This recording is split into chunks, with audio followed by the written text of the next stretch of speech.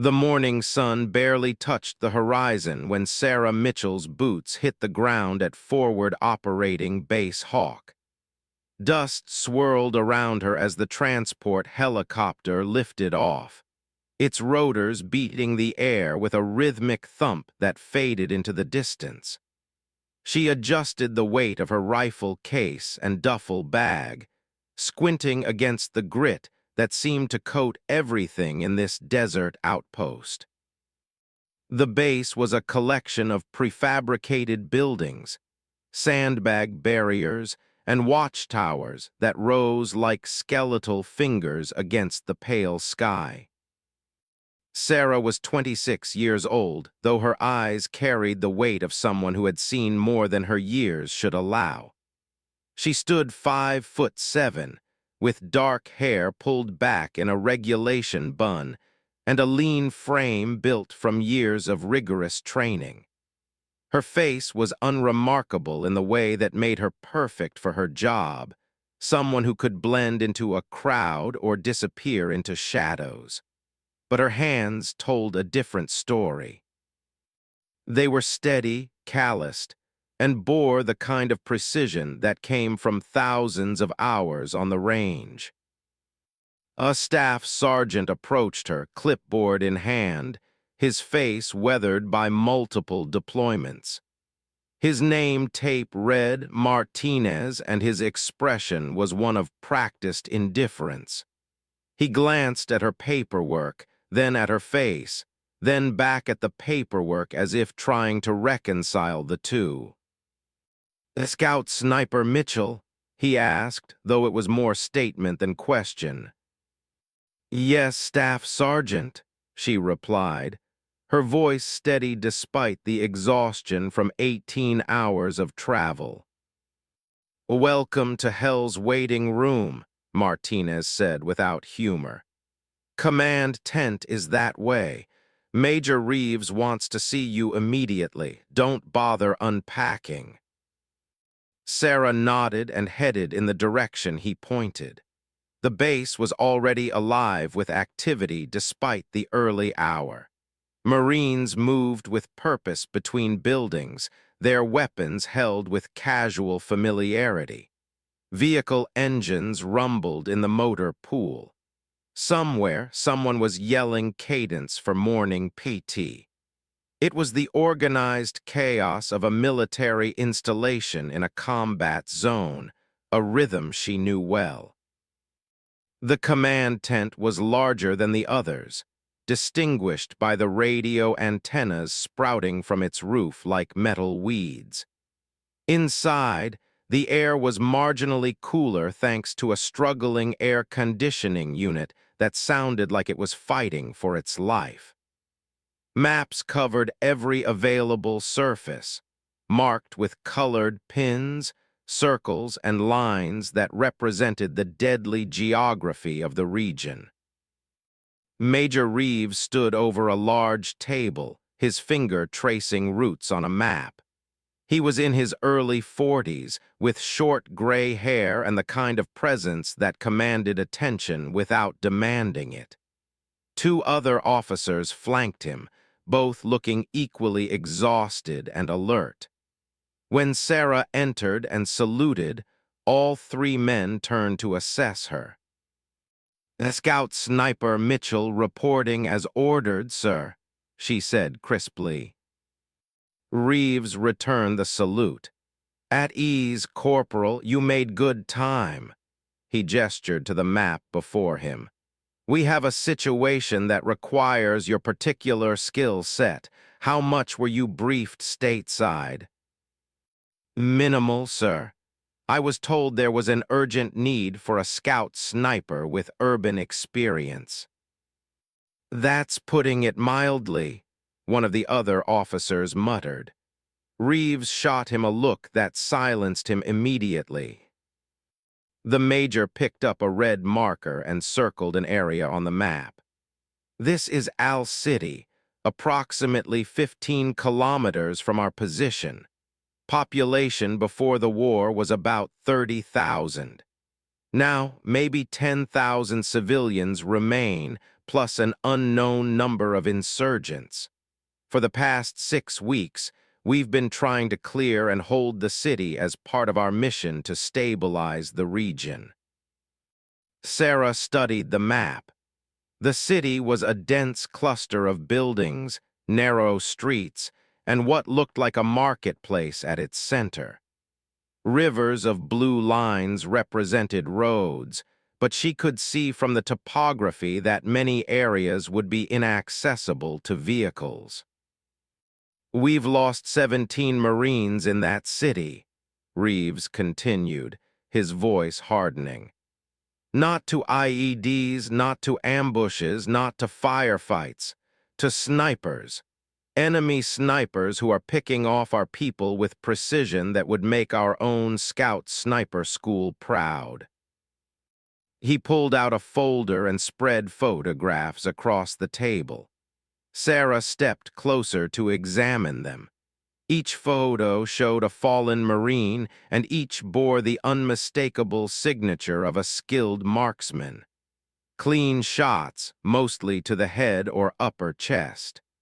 The kind of shooting that required patience, skill, and intimate knowledge of the terrain.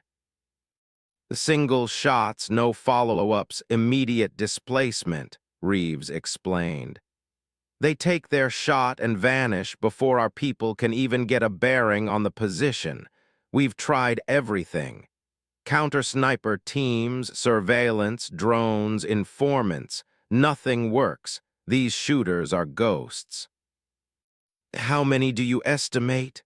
Sarah asked, her mind already working through the tactical puzzle. "That's the question. Could be one exceptional shooter moving around the city. Could be a team of 3 or 4. Could be a dozen. We don't know, and that ignorance is costing us lives and mission effectiveness." Sarah looked at the dates on the incident reports.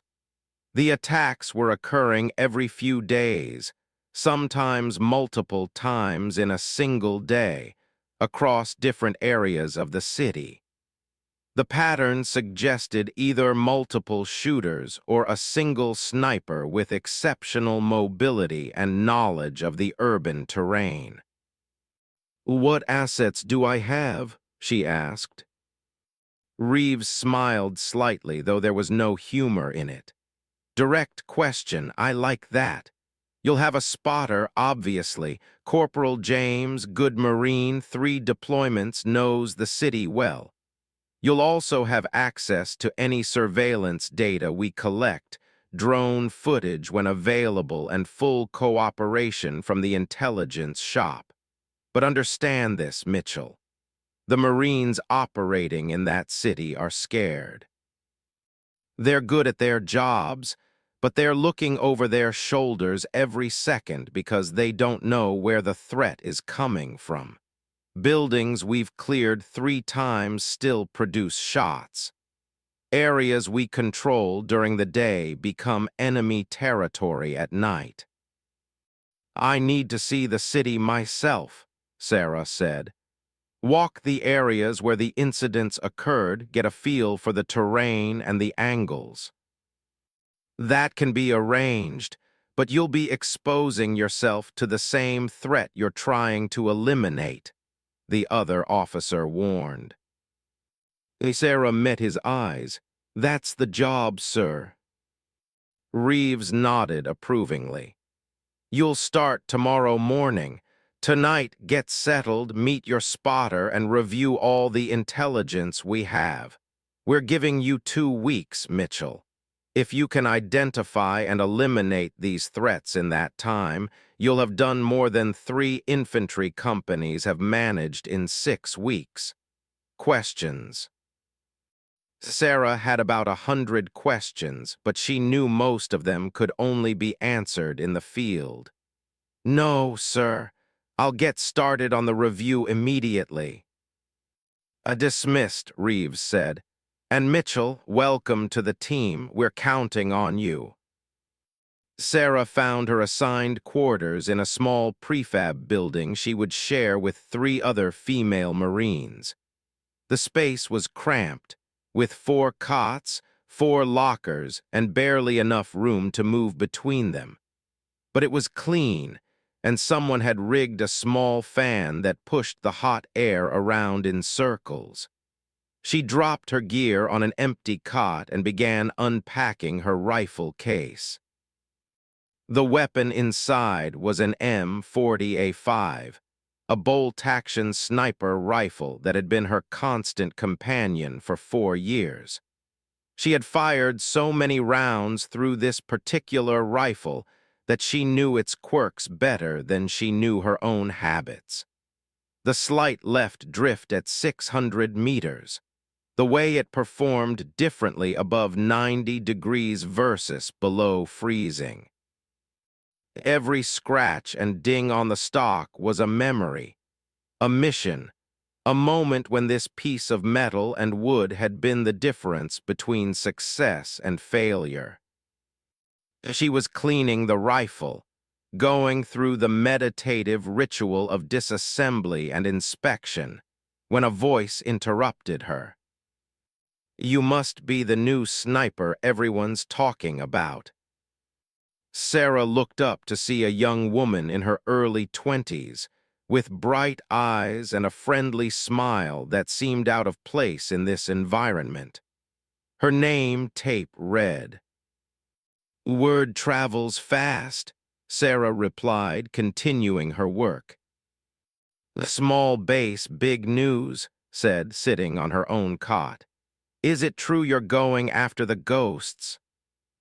The ghosts? That's what everyone calls them. The snipers in Al.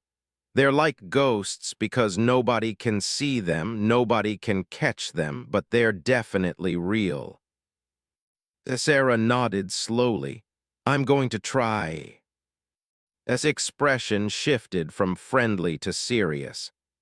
"My squad lost 2 guys to those snipers. Both of them were good Marines. Careful, but it didn't matter. 1 second they're walking down a street, the next they're gone. I hope you get them, I really do." The weight of expectation was already settling on Sarah's shoulders. She had been in high-pressure situations before, but this felt different. This wasn't just about mission success or tactical victory. Real people were dying, and real people were looking to her to make it stop. She finished reassembling her rifle and secured it in her locker. "I'm going to do everything I can." That evening, Sarah met Corporal James in the intelligence shop, a windowless room filled with computers, monitors, and maps that made the command tent look sparse by comparison. Was slight, maybe 5'6", with an intensity in his dark eyes that suggested a sharp mind behind them. He had been reviewing footage on a computer when she entered, and he stood immediately to shake her hand. "Corporal, but everyone calls me Jimmy," he said. His grip was firm, his palm calloused from years of hard work. "Sarah Mitchell, I understand you're going to be my spotter." "That's the assignment," Jimmy replied, gesturing for her to join him at the computer. "I've been putting together everything we have on the sniper attacks. Want to see?" For the next 3 hours, Sarah and Jimmy went through every piece of evidence available. Incident reports, casualty photographs, after-action reviews, drone footage, and eyewitness statements. Each attack was cataloged with date, time, location, weather conditions, and estimated origin of fire when available. What emerged was a picture of an enemy who understood urban combat at an expert level. The shots came from different locations, but always from positions that offered concealment, covered escape routes, and clear lines of sight to high-traffic areas. The timing varied enough to suggest careful observation of patrol patterns, and the accuracy was unnerving. Almost every shot was immediately fatal or severely incapacitating. "What's your assessment?" Sarah asked Jimmy after they had reviewed the most recent incident from 3 days prior. Jimmy leaned back in his chair, rubbing his eyes. "Honestly, I think we're dealing with at least 3 shooters, maybe 4. The pattern of attacks suggests coordination. When we focus security on one area, attacks happen in another. When we change our patrol routes, they adapt within days. That kind of network requires communication and planning." "What about local knowledge?" Sarah asked. "Are these foreign fighters or locals?" "Good question. Intel thinks it's a mix. The skill level suggests training, maybe former military, but the intimate knowledge of the city suggests locals, or at least people who have been here for years. There's a theory that one of the shooters might be a former Iraqi army officer who trained as a sniper before the regime fell." Sarah studied the map on the wall where red pins marked each attack location. They formed clusters around certain neighborhoods, but with enough spread to make prediction difficult. "We need to get into the city. I need to see these locations with my own eyes, understand the angles and the terrain." "That's happening tomorrow," Jimmy confirmed. "We're embedding with a patrol at 0600. They'll take us through the market district where 4 of the attacks occurred. Fair warning, though, it's going to be tense. The Marines doing patrols are jumpy, and rightfully so." "Understandable," Sarah said. "If I were in their position, I'd be jumpy too." They continued reviewing materials until well past midnight, when exhaustion finally forced them to call it a night. Sarah walked back to her quarters under a sky so full of stars it looked like someone had spilled diamonds across black velvet. The temperature had dropped 20 degrees from the daytime high, and the desert air carried sounds from far away with crystal clarity. She could hear conversations from other buildings, the distant rumble of a generator, the lonely call of some night bird. In her cot, sleep came slowly despite her exhaustion. Her mind kept replaying the images from the incident reports, the faces of the fallen Marines, the terrain features of the city. Somewhere out there in the darkness beyond the base perimeter was an enemy who combined skill, patience, and deadly intent. An enemy who had so far proven invisible to every attempt to find them. But Sarah had been trained by the best, had honed her skills through countless hours of practice and multiple deployments. She understood the sniper's mindset because she lived it every day. The patience required to wait for hours without moving. The discipline to pass on marginal shots and wait for certainty. The constant calculation of range, wind, light, and movement. If these enemy snipers were as good as the evidence suggested, then she would need to be better. The next morning arrived with the suddenness of all military mornings. Sarah woke before her alarm, dressed in full combat gear, and met Jimmy at the armory. They drew ammunition, checked their equipment, and joined the patrol assembling near the main gate. 12 Marines, 2 Humvees, and a squad leader named Sergeant First Class Williams, who looked like he had aged a decade in the past month. "You're the sniper team?" Williams asked without preamble. "Yes, Sergeant," Sarah confirmed. "Good. Stay in the middle of the formation, keep your eyes open, and if you see anything that looks like a threat position, you let me know immediately. We're not here to hunt today, just to show you the terrain." "Clear." "A crystal clear, Sergeant."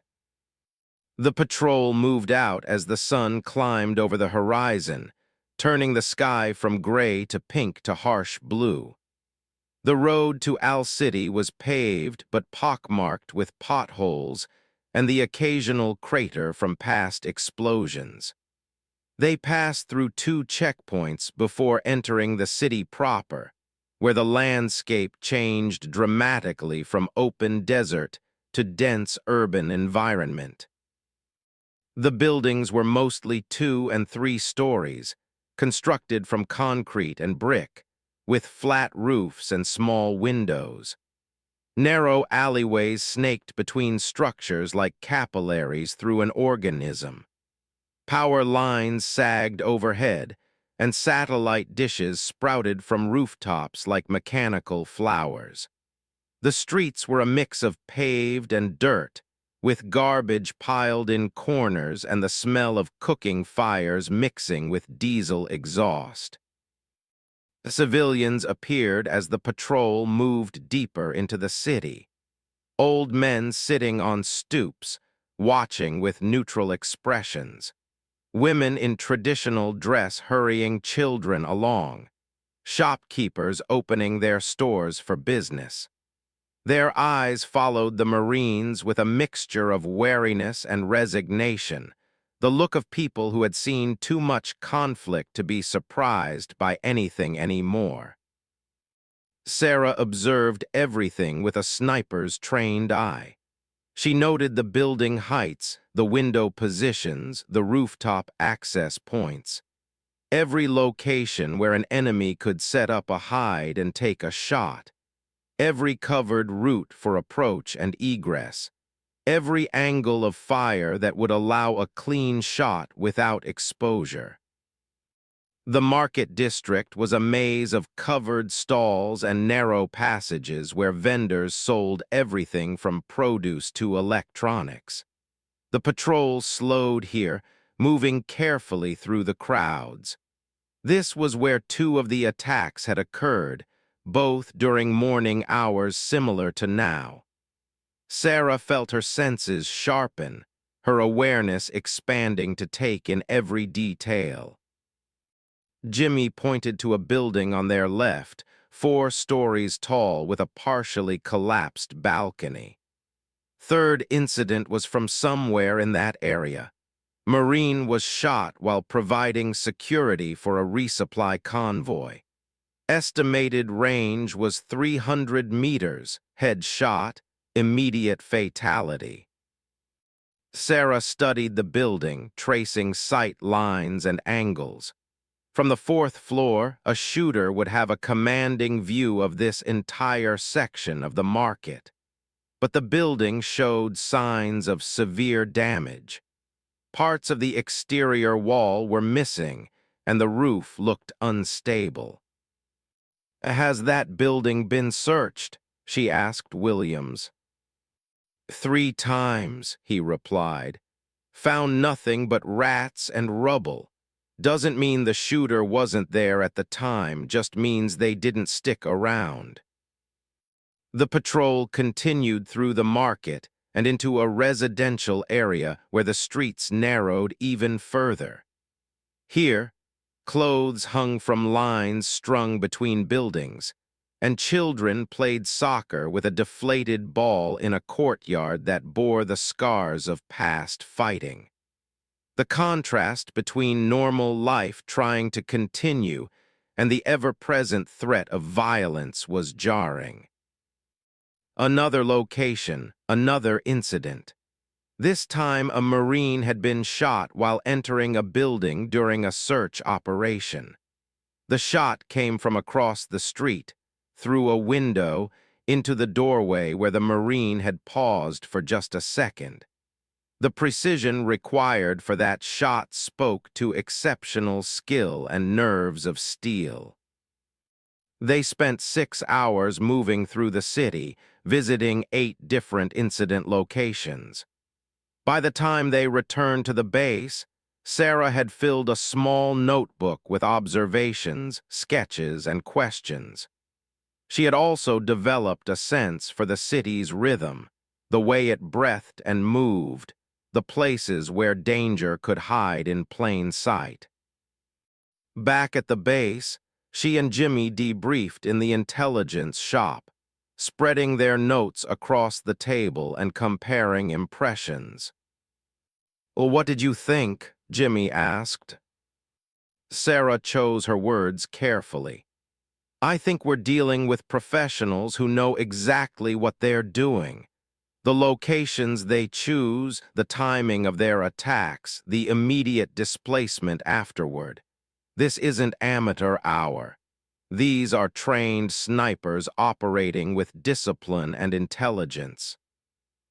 "That's the consensus," Jimmy agreed, "which makes them harder to catch but also potentially predictable. If they're following training and doctrine, they'll have patterns we can identify." "Maybe," Sarah said, "but good snipers also know how to break patterns. We can't assume they'll be predictable just because they're professional." She stood and walked to the wall map, studying the constellation of incident markers. Her mind was working through the problem like a puzzle, looking for connections and patterns that might not be immediately obvious.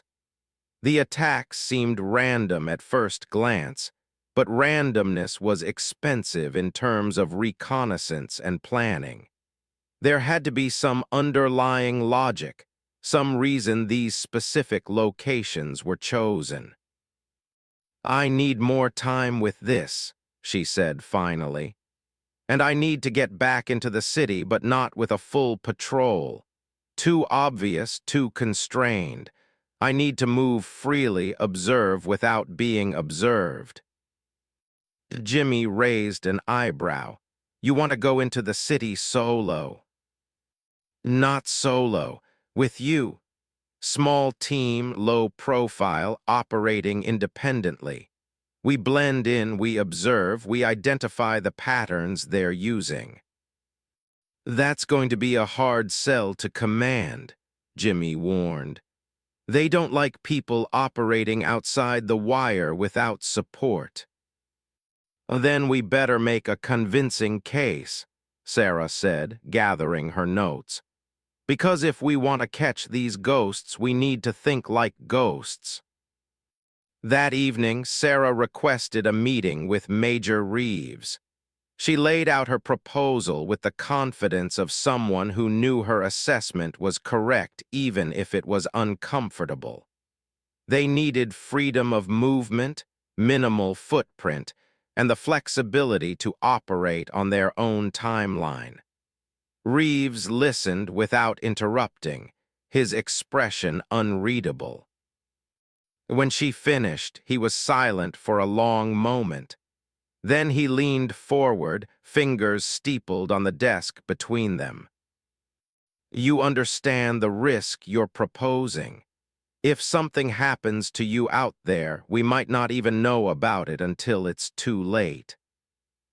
"I understand, sir, but the current approach isn't working. These snipers have adapted to every tactic we've used. They know our patrol routes, our timing, our procedures. We need to operate outside their expectations." Reeves considered this. "You'll maintain radio contact at all times. You'll have a quick reaction force on standby. And if I or Sergeant Williams call you back, you come back immediately. No arguments, no exceptions. Agreed?" "Agreed, sir." Then you're approved, but Mitchell, don't make me regret this decision." Sarah stood and saluted. "I won't, sir." The sun had barely risen when Sarah and Jimmy prepared for their first independent operation into Al City.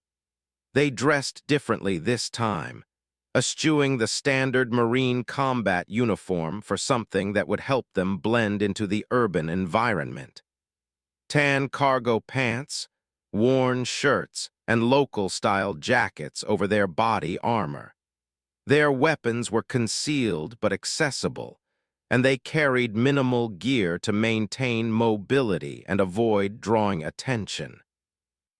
The plan was simple in concept but complex in execution.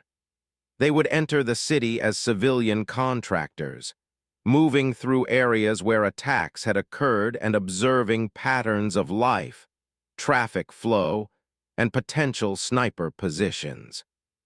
Sarah had studied topographical maps until she could visualize the city in 3 dimensions, and she had marked 14 locations that represented optimal firing positions based on the incident locations.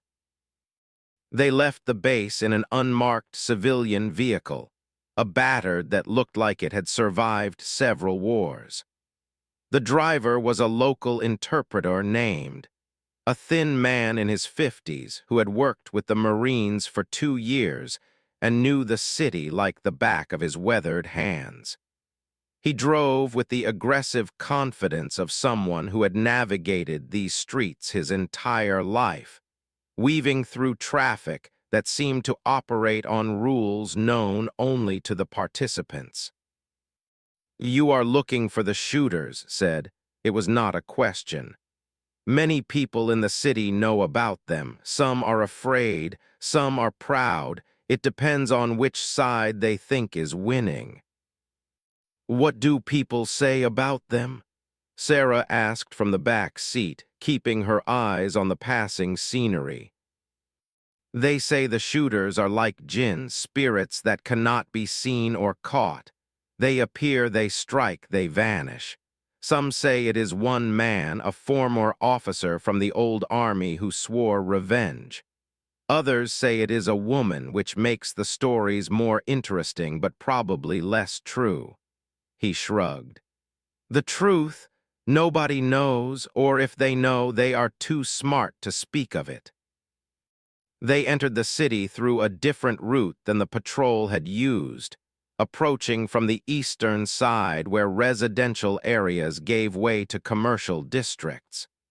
Here, the buildings were taller, some reaching 5 or 6 stories, and the streets were wider to accommodate more traffic. Sarah noted the differences immediately. More cover, more concealment, more variables to consider. Parked the vehicle in a public lot near a small mosque. "From here we walk," he said. "The vehicle draws attention if we drive too much in certain areas. People remember vehicles, they forget faces in crowds." The 3 of them set out on foot, moving with the flow of morning pedestrians. Merchants were setting up shop, opening metal shutters and arranging their goods. The smell of fresh bread mixed with vehicle exhaust and the underlying scent of a city that had survived too many conflicts. People moved with purpose, going about their daily lives with the resilience that comes from years of adaptation to adversity.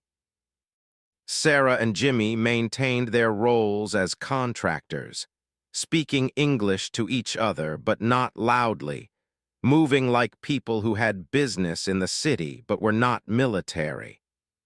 Led them through a market area where vendors sold everything from vegetables to electronics, his presence providing a buffer of normalcy that helped them blend in. They reached the first location on Sarah's list, a 3-story building that sat on a corner with commanding views of 2 major intersections.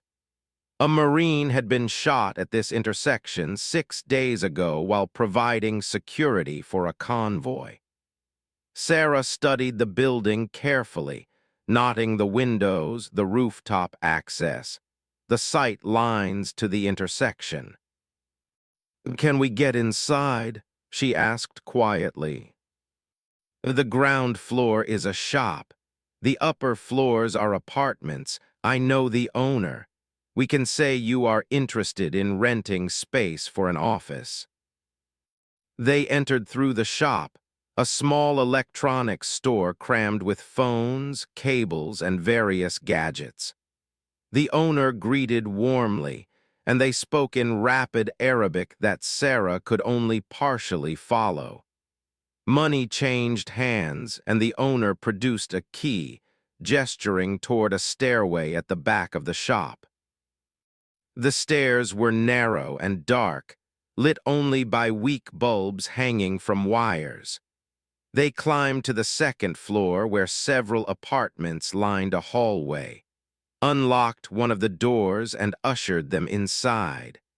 The apartment was empty of furniture but clean, with windows overlooking the intersection below. Sarah moved immediately to the window, staying back from the opening to avoid silhouetting herself. From this position, she could see both intersections clearly. The range to where the Marine had been shot was approximately 250 meters, an easy shot for a trained marksman, especially from a stable rest position. Jimmy was checking the other rooms, his practiced eye cataloging every detail.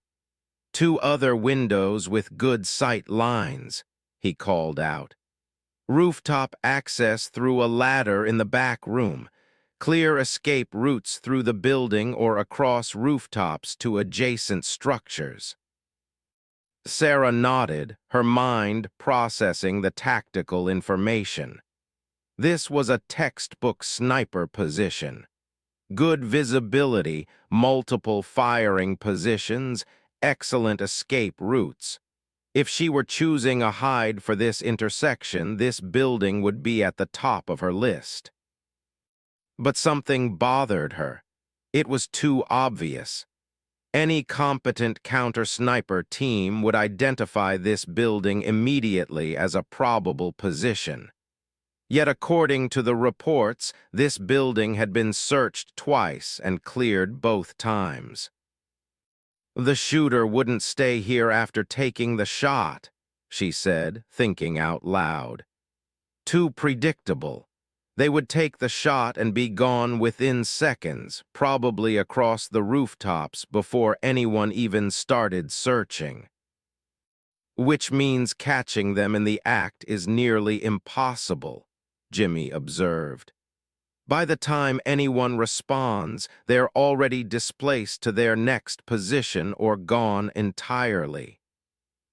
Sarah spent 20 minutes in the apartment, studying the sight lines from every window, checking the rooftop access, and timing how long it would take to move from firing position to the building's exits. 3 minutes to completely evacuate the building using the most efficient route. Less than 1 minute to be off the original floor and into the building's internal structure where visual tracking would be nearly impossible. They thanked contact and moved on to the next location, a partially damaged building near the market district. The pattern repeated. Excellent firing position, multiple escape routes, optimal sight lines to areas where attacks had occurred, and each location was near impossible to secure or predict when it might be used. By midday, they had visited 6 locations, and Sarah was beginning to see the pattern. The enemy snipers were not working from random positions, but from a carefully selected network of sites that provided maximum coverage of high-traffic areas with minimum risk of compromise. It was intelligent, methodical, and spoke to extensive reconnaissance and planning. They stopped for lunch at a small restaurant where knew the owner. The food was simple but good, rice and grilled meat with flatbread and strong tea. As they ate, Sarah noticed an old man sitting alone in the corner, watching them with sharp eyes that seemed to miss nothing. When she made eye contact, he did not look away but continued his assessment with the confidence of someone who had nothing to fear. She said quietly, "Who is that man?" Glanced over without obvious interest. Ah, he is like the mayor of this neighborhood, though he has no official position. People come to him with problems, with questions. He has lived in this city for 70 years and knows everyone and everything. Would he talk to us? Looked uncertain. Perhaps, but you must understand such men are careful. They survive by knowing when to speak and when to stay silent. If he knows anything about the shooters, he will not tell strangers easily. Can you ask him if he would speak with me? Not about specifics, just general conversation. Considered this, then nodded. He stood and walked over to the old man, speaking in low tones. Sarah watched the interaction carefully. The old man's expression remained neutral, but after a moment he gestured for her to join them. Sarah approached respectfully, waiting for an invitation to sit before taking the chair across from. Up close, she could see that his face was weathered like leather left too long in the sun, but his eyes were bright and intelligent. "Says you wish to speak with me," said in accented but clear English. "You are American military, though you dress to hide it. You are looking for the shooters who kill your soldiers." There was no point in denying the obvious to a man this perceptive. "Yes," Sarah said simply, "I am." "You will not find them," said with certainty. "Many have tried, all have failed. These men, they are part of the city now. The city protects them." "Why?" Sarah asked. "The attacks hurt everyone. They bring more military presence, more restrictions, more danger to civilians." Smiled without humor. "You think like an American. You think in terms of logic and tactics.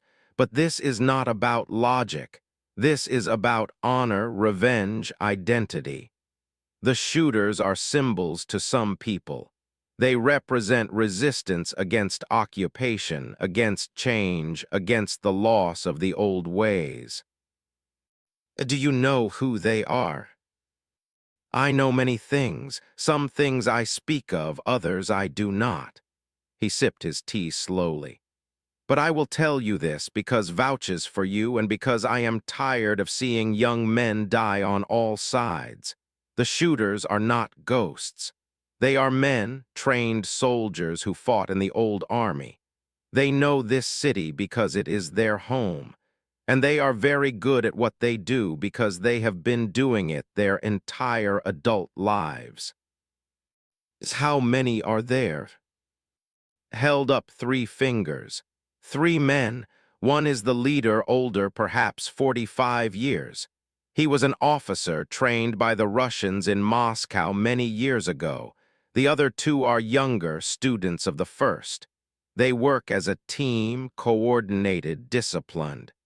When you see one attack in the north and another in the south on the same day, it is not coincidence. It is planning. This confirmed Sarah's suspicion about multiple coordinated shooters. Where do they operate from? Ah, that is the question, is it not? Eyes crinkled with something that might have been amusement. They do not have a base, not in the way you think. They move like water, flowing through the city, using different places each time. But water follows certain paths, always seeking the low ground, the path of least resistance. A meaning. Meaning they operate from places that offer what they need. Not just good shooting positions, but places where they can come and go without drawing attention. Places where the people do not ask questions or do not care enough to report what they see. Sarah leaned forward slightly. "Can you point me toward those places?" Was quiet for a long moment, his weathered hands wrapped around his tea glass. "If I do this, I am choosing sides. I am an old man, and I have survived this long by not choosing sides too obviously. People are dying, Sarah said quietly. Marines who are just trying to do their jobs, and civilians who get caught in the crossfire. If this continues, it will get worse, not better. It always gets worse before it gets better, replied. This is the lesson of my 70 years, but perhaps, yes, perhaps it is time to help the getting worse become getting better. He pulled a small notebook from his pocket and wrote something, then tore out the page and slid it across the table. These are 3 areas where I have seen things that made me wonder. Men moving at odd hours, vehicles that do not belong, sounds that might be preparation. I cannot say these are the places you seek, but they are places worth watching. Sarah took the paper, folding it carefully. Thank you. Do not thank me yet. If you find these men, they will not surrender easily. They have made their choice to fight, and they will fight until the end. Be careful, American sniper. They are hunting you as surely as you are hunting them now. The word sent a chill down Sarah's spine, not from fear but from recognition of truth. Of course, the enemy snipers would know that a counter-sniper had been brought in. In a city this size, information traveled fast, and the presence of a new operator would not go unnoticed for long. She was the hunter, but she was also the hunted. They left the restaurant with new intelligence that could change everything. Sarah carefully transcribed the information had provided into her own notes, encoding it in a way that only she and Jimmy would understand. The 3 locations he mentioned were all in the southern part of the city, an area they had not yet thoroughly explored. The afternoon was spent conducting surveillance on the first of these locations, a neighborhood of aging buildings clustered around a former school. The school itself was partially destroyed, but the surrounding structures showed signs of recent occupation. People lived here, went about their daily routines, but there was a quality to the area that made Sarah's instincts flare with warning. She and Jimmy observed from across the street, using the pretext of being contractors evaluating properties for potential renovation. Through careful observation over 3 hours, Sarah noted several things that stood out. A particular building on the corner saw visitors at irregular intervals, always men, always staying less than 10 minutes. A vehicle parked on a side street that did not belong to any of the visible residences. And most tellingly, a clear sight line from one of the upper floors to a main route used by military patrols. That building, Sarah said quietly to Jimmy, indicating it with a slight nod. 3rd floor corner apartment. That window has been opened twice in the past hour, but I haven't seen anyone looking out. They're being careful, but they're checking something. Jimmy followed her gaze, his trained eyes picking up the details. Could be civilians, could be the people we're looking for. No way to know without getting closer. Not today, Sarah decided. We've been here long enough that we're starting to be noticed. People are glancing at us more frequently. We mark this location and come back another time with a different approach. As if to emphasize her point, a young man who had been loitering near a corner store was now walking in their direction with deliberate purpose. Sarah and Jimmy stood smoothly, leaving money on the table and moving toward their meeting point without haste or obvious concern. The drive back to the base was quiet, each of them processing what they had learned. Sarah's mind was racing with possibilities, theories, and tactical considerations. If's information was accurate, they had just narrowed down the operational area for at least one of the enemy snipers. The challenge now was confirming the identification and planning an approach that would not alert the targets before they could act. At the base, they debriefed with Major Reeves, showing him their notes and assessments. The Major listened carefully, asking pointed questions about their observations and the reliability of their source. "So you're saying we have a potential location for at least one of the shooters?" Reeves confirmed. "Potential, yes, sir," Sarah replied. "But we need more time to verify. If we move too quickly and we're wrong, we alert them and lose any advantage. If we're right but they detect our surveillance, same result." "What's your recommendation?" "Give us 3 more days of observation. Let us confirm the pattern, identify the individuals if possible, and plan an intercept. These people operate on a schedule, they have to. If we can identify that schedule, we can be waiting for them." Reeves considered this, then nodded. 3 days, but keep me informed of any developments immediately. If you identify a target of opportunity, we need to be ready to act. That evening, Sarah spent hours reviewing maps and satellite imagery of the area they had observed. She noted every street, every alley, every rooftop. She calculated distances, angles, and sight lines. She memorized the layout until she could walk through it in her mind with her eyes closed.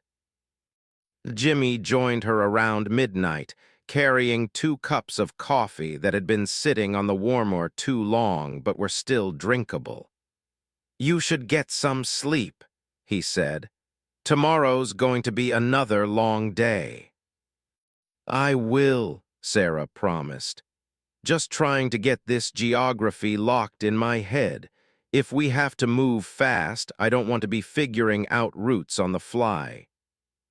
"You think they're good?"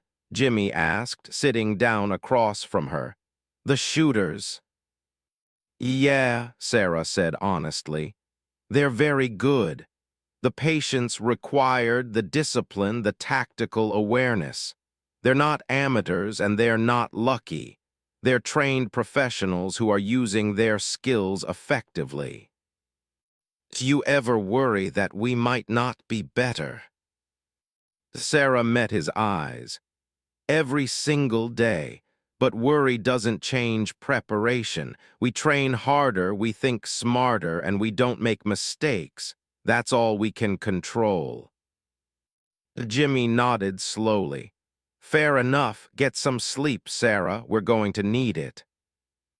The next morning they were back in the city, this time approaching from a different direction and using different cover for their observation.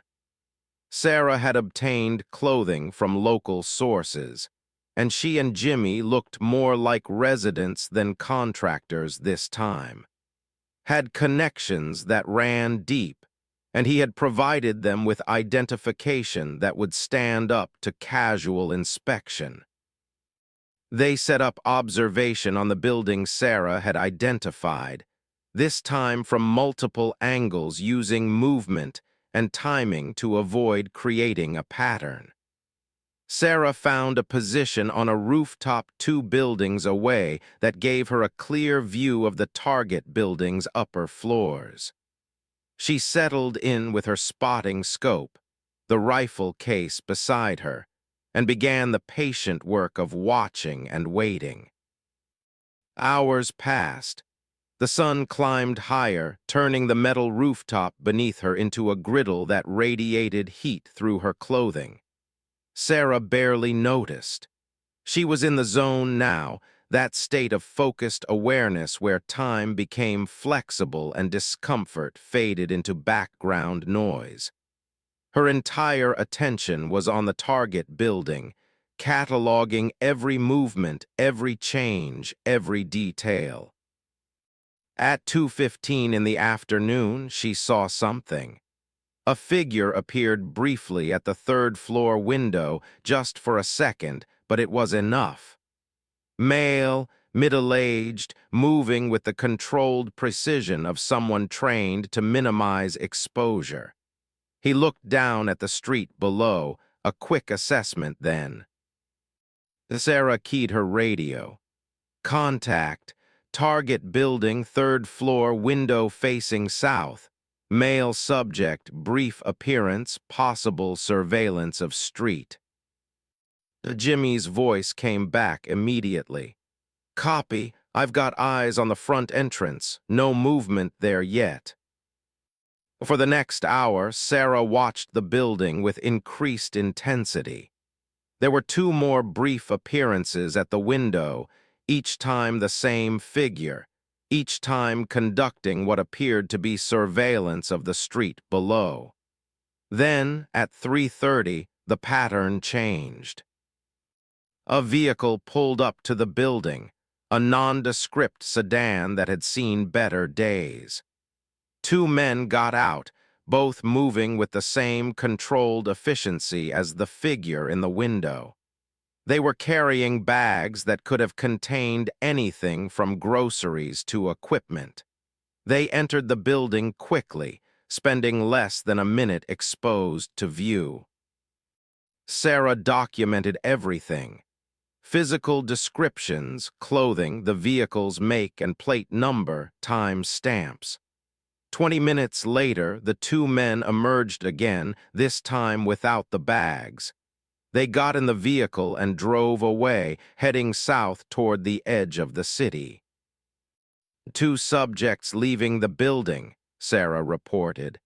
Vehicle is a blue sedan heading south. Should we follow? Negative, Jimmy replied. Maintain observation on the building. If this is their preparation site, we want to know who else comes and goes. It was the right call. Following the vehicle would compromise their observation post and potentially alert the subjects to surveillance. Better to maintain position and continue building intelligence. Sarah settled back in, ignoring the cramping in her legs and the burning sun overhead. By the end of the day, she had documented 5 different individuals visiting the building, all male, all showing signs of tactical awareness. It was not proof, but it was strong indication that this building served some operational purpose for the group they were hunting. The pattern repeated over the next 2 days. Different people came and went, but always with the same controlled movements, the same tactical awareness. And Sarah noticed something else. On patrol routes that passed near this area, radio chatter indicated increased tension among the Marines. They were nervous, sensing threat even if they could not identify its source. On the third evening, as Sarah and Jimmy reviewed their observations with Major Reeves, the Major made a decision. This is enough for me. We're going in tomorrow morning, full raid on that building. We'll hit it fast before they can react. Sir, Sarah said carefully, with respect, a full raid will alert anyone who escapes and will lose any chance of identifying the other operational sites. These people are part of a network. We need to think about the bigger picture. What are you suggesting? Let me and a small team set up tonight. We establish overwatch positions before dawn. When they come back to the building, which based on the pattern should be tomorrow, we intercept them. But quietly, surgically. We take them down or capture them without a big raid that alerts the whole network. Reeves looked skeptical. You want to ambush them in the middle of the city? Not an ambush, sir. A controlled interdiction. We know their pattern now. They arrive in the afternoon, they do their preparation, they leave before dark. We can position ourselves to intercept on their route between their vehicle and the building. Quick, quiet, and contained. Major Reeves studied the maps and reports spread across his desk. Sarah could see him weighing the options, calculating risks and benefits. Finally, he looked up at her. All right, Mitchell, we do it your way. But you take a full tactical team with you, not just you and if anything goes sideways, you call for backup immediately. Understood. Understood, sir. The tactical team assembled at midnight consisted of Sarah, Jimmy, and the city was different in the darkness, transformed from a busy urban landscape into something more primal and uncertain.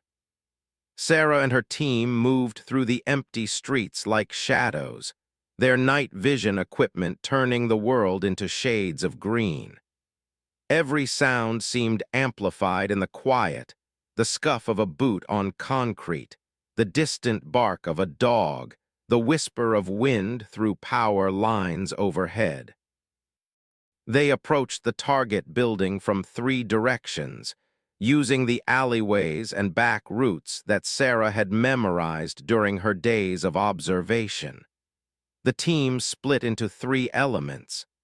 Sarah and Jimmy took the primary observation position on the rooftop where she had spent hours watching.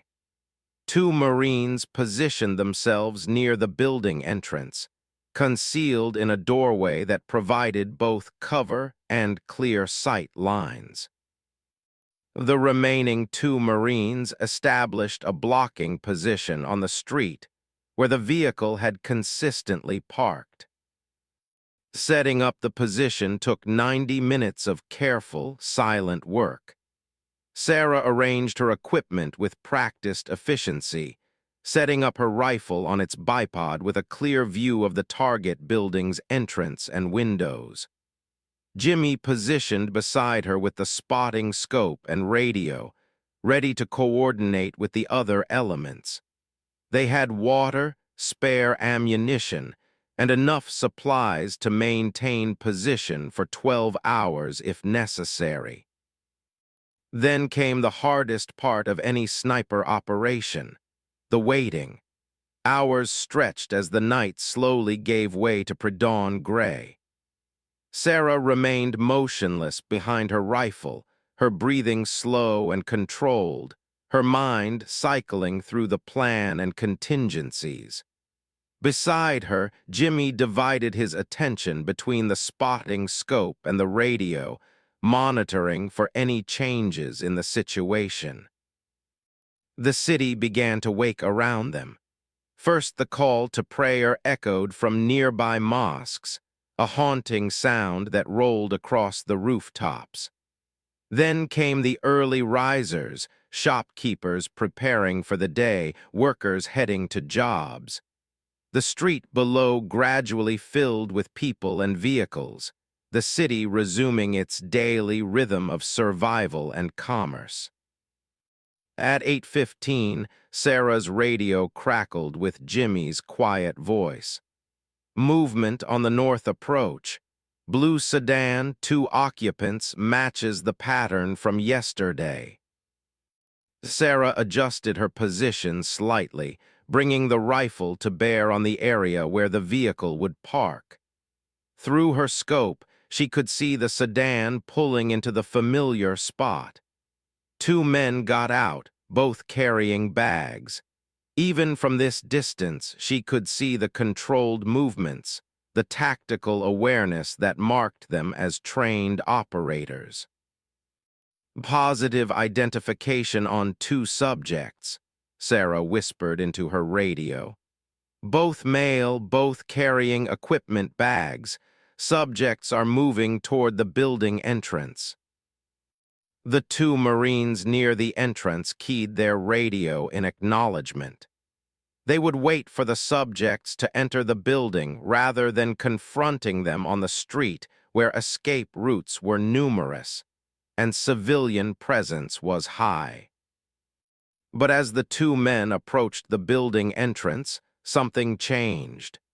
The lead man stopped abruptly, his head turning as if he had heard or seen something concerning. He said something to his companion, and both men's postures shifted, becoming more alert, more tense. Sarah felt her heart rate increase slightly.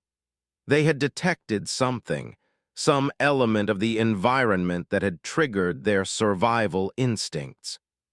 She watched through her scope as the two men had a quick conversation, then began backing away from the building entrance, their hands moving inside their jackets. Subjects are altering behavior, Sarah reported.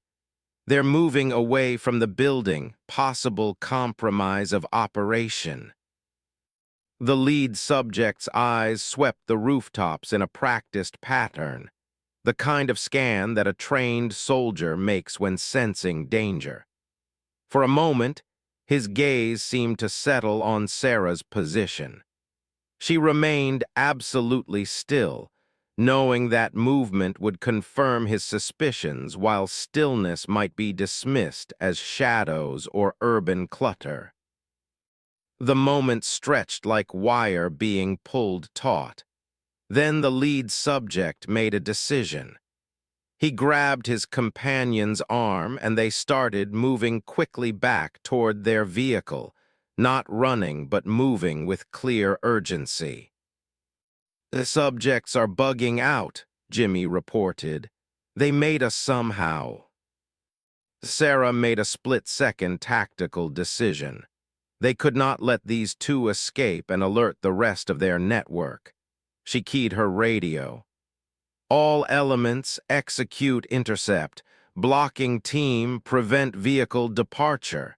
Entry team, move to contain. We take them alive if possible, but do not let them escape." The carefully planned, quiet operation exploded into rapid movement. The two Marines at the blocking position moved from cover, weapons raised, shouting commands in Arabic for the subjects to stop. The subjects responded by drawing handguns and opening fire while moving toward their vehicle. Sarah tracked the lead subject through her scope. He was moving in a combat crouch, firing controlled shots toward the blocking position while using parked cars for cover. She could see the training in every movement, the fluid transitions from cover to cover, the way he maintained situational awareness even while under fire. She had the shot, clean, clear, centaur mass. But Major Reeves wanted them alive for intelligence value, and she knew that killing these two would alert the rest of the network without providing the information they needed. She adjusted her aim slightly, leading the target's movement, calculating wind and distance in the fraction of a second she had before he reached his vehicle. The rifle bucked against her shoulder with a sound that echoed across the rooftops.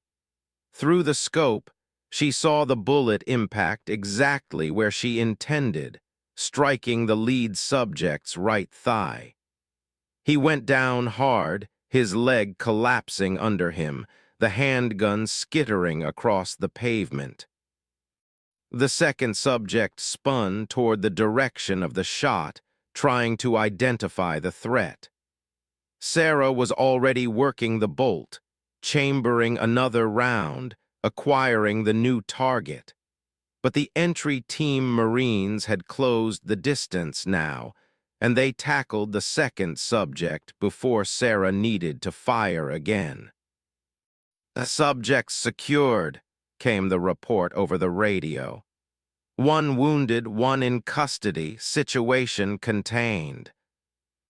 Sarah and Jimmy moved quickly from their rooftop position, descending through the building and emerging onto the street where the two subjects were being restrained. The lead subject, the one Sarah had shot, was receiving medical attention from one of the Marines. His face was tight with pain, but also with something else, evaluation and calculation. Even wounded and captured, he was still thinking tactically.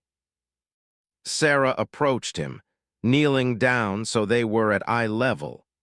Up close, she could see he was older than she had estimated, maybe 50, with gray threading through his dark hair and eyes that had seen too many conflicts. "You are the sniper," he said in English, surprising her. "The one they brought to find us. You are good. We almost did not detect you." "Almost," Sarah replied. "What gave us away?" A slight smile crossed his face despite the pain. Nothing specific, just a feeling and instinct developed over many years. The street felt wrong this morning. Too quiet, too empty at a time when it should be busy. When you hunt long enough, you learn to sense when you are being hunted. "Oh, what's your name?" Names do not matter anymore. What matters is that you have won this round, but the game continues. You have two of us. There are others. And now they know about you specifically, the female sniper who is good enough to make that shot. He gestured toward his leg. They will be coming for you. Before Sarah could respond, a civilian car suddenly accelerated down the street, heading straight toward their position. The Marines raised their weapons but held fire due to the civilian nature of the vehicle and the populated area. The car screeched to a halt 50 meters away, and someone in the passenger seat opened fire with an automatic weapon. The street erupted into chaos. Marines dove for cover, returning fire. Civilians screamed and ran for safety. Sarah threw herself behind a parked vehicle, bringing her rifle up but unable to acquire a clear shot through the confusion and the moving bodies. The two captured subjects attempted to use the distraction. The wounded one dragged himself toward cover while the other broke free from the Marine restraining him. More shots rang out, the distinctive crack of different calibers mixing into a symphony of violence. Sarah saw the second subject running toward an alley, using the parked cars and the covering fire from the vehicle to screen his movement. She tracked him through her scope, waiting for a clear shot that would not risk hitting civilians. The moment came as he reached the alley entrance, a fraction of a second where he was silhouetted against the wall. She fired. The shot took him high in the shoulder, spinning him around and dropping him at the alley entrance. He tried to get up, but two Marines were already moving to secure him. The vehicle providing covering fire suddenly reversed direction and sped away, disappearing into the maze of city streets. The entire engagement had lasted less than 90 seconds, but it felt like hours. Sarah's heart was pounding, adrenaline surging through her system, but her hands remained steady. "Secure the perimeter," the team leader was shouting. "Get these prisoners loaded and let's move before reinforcements arrive. Mitchell, cover our withdrawal." Sarah and Jimmy took up positions covering the street, while the rest of the team loaded the two wounded prisoners into their vehicle. The street was littered with spent brass casings, and several parked cars showed bullet damage. Civilians peered from windows and doorways, witnesses to the violence that had erupted in their neighborhood. The ride back to the base was tense, everyone expecting pursuit or ambush. But the streets remained clear, and they made it through the checkpoints without incident. Once inside the wire, the prisoners were immediately taken to the medical facility under heavy guard, and the team was directed to the command center for immediate debriefing. Major Reeves was waiting, his expression a mixture of satisfaction and concern. "I heard it got messy out there." "Yes, sir," Sarah confirmed. "The subjects detected our presence and attempted to escape. We engaged and secured both, but a rescue attempt was made. We repelled it, but the vehicle escaped." "Casualties?" "None on our side. Both subjects are wounded but stable. The corpsman says they'll survive for questioning." Reeves nodded slowly. "Intelligence is already working on them.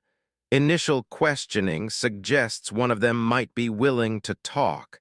The older one, the one you shot in the leg. He seems to have the attitude of a professional soldier who knows when a campaign is lost." "He told me there are others," Sarah said, "that they know about me now and will be coming for me." "Let them try," Reeves replied. "We have 2 of their people. That changes the equation significantly. But you're right to be concerned. This network clearly has communication and coordination. The rescue attempt proves that. They were watching, waiting for an opportunity." The debriefing continued for another 2 hours as Sarah and the team walked through every detail of the operation. What went right? What went wrong? What could be improved? It was the standard after-action process, turning experience into lessons for future operations. When it was finally over, Sarah returned to her quarters exhausted. The sun was high now, and the temperature inside the prefab building was brutal despite the struggling air conditioning. She cleaned her rifle mechanically, the familiar routine helping her mind process the morning's events. They had achieved a significant victory, capturing 2 of the enemy snipers. But the cost was high. The network now knew about her specifically, knew her capabilities, knew she was hunting them. The dynamic had shifted from hunter and prey to a more dangerous game where both sides were hunting each other. Found her there, sitting on her cot with the disassembled rifle spread before her. "I heard it was intense this morning. Everyone's talking about it. You got 2 of them." "Yeah," Sarah confirmed. 2 down, at least 1 more still out there." That's good though, right? You're making progress." Sarah thought about the older prisoner's words, about the others who were now aware of her presence and capabilities. Progress, yes, but it also means they know we're close. Animals are most dangerous when cornered. That evening, Sarah was summoned to the intelligence shop. The interrogators had been working on the 2 prisoners, and apparently one of them was ready to provide information. Sarah found Jimmy already there, along with Major Reeves and 2 intelligence officers. The older one, he calls himself, though we don't think that's his real name, has agreed to talk, one of the intelligence officers explained. He says he'll only speak to the sniper who shot him, says it's a matter of professional courtesy. Sarah raised an eyebrow. Professional courtesy.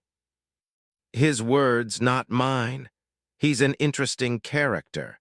Former Iraqi Republican Guard, sniper school in Moscow in the late 90s, decorated in the Iran-Iraq War. He's a true believer but also a pragmatist. I think he sees the writing on the wall.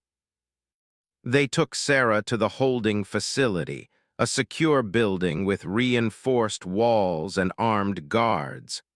Was in a small room, his wounded leg bandaged and elevated. He looked up when Sarah entered, and something like respect crossed his weathered face. "The American sniper," he said. "That was an excellent shot, 300 meters moving target, high-stress situation. You aimed for the leg when you could have killed me easily. Why?" Sarah took the seat across from him. "My orders were to capture if possible, and I thought you might be more useful alive." Ah, the practical American military mind, very efficient. He shifted slightly, wincing at the pain. "I agreed to speak with you because I respect skill. You tracked us, found our preparation site, set an ambush that we almost did not detect. This is professional work, but you should know the others will not be so easy." "Tell me about them." Studied her for a long moment. "There are two others, brothers younger than me but very skilled. I trained them myself over 5 years. They are faster, more aggressive than I am. Less patient but more deadly in close urban environments. They do not have my years of experience, but they have the fire of youth and the anger of men who have lost everything." "Where do they operate from?" "Ah, that is what you really want to know. Locations, patterns, schedules, information that will help you hunt them as you hunted me." He leaned back carefully. "I will tell you this. They operate from the western districts, the older part of the city where buildings are close together and streets are narrow. They have multiple sites prepared, never using the same one twice in a row. They are paranoid about patterns, about being predictable." "Oh, that's not very specific." "No, it is not, because I am not certain I should give you what you need to kill them, even though we are now enemies and I am captured. They are like sons to me. I taught them everything they know." He paused, then continued. "But I am also tired. Tired of the war, tired of the killing, tired of seeing young men die for causes that shift like sand. So I will make you a proposition." "I'm listening." "There is a building in the Western District, an old factory that was damaged in the First War. The brothers use it as a staging area, a place to store equipment and plan operations. If you raid that building at the right time, you will find evidence of their activities, perhaps even materials that will help you predict their next operations. But you must promise me something." "What?" "If you find them, if you have the opportunity, offer them the chance to surrender. They are good men who have made bad choices. They do not deserve to die in some dirty street without the chance to choose a different path." Sarah met his eyes, seeing genuine concern there despite everything. "I can't promise they'll take that chance. If they fight, we'll fight back." "I understand, but offer them the choice. That is all I ask." He pulled a small piece of paper from his pocket, something he had apparently been allowed to keep. On it was an address written in Arabic script. "This is the factory, but be careful. Even if they are not there, they have left security measures.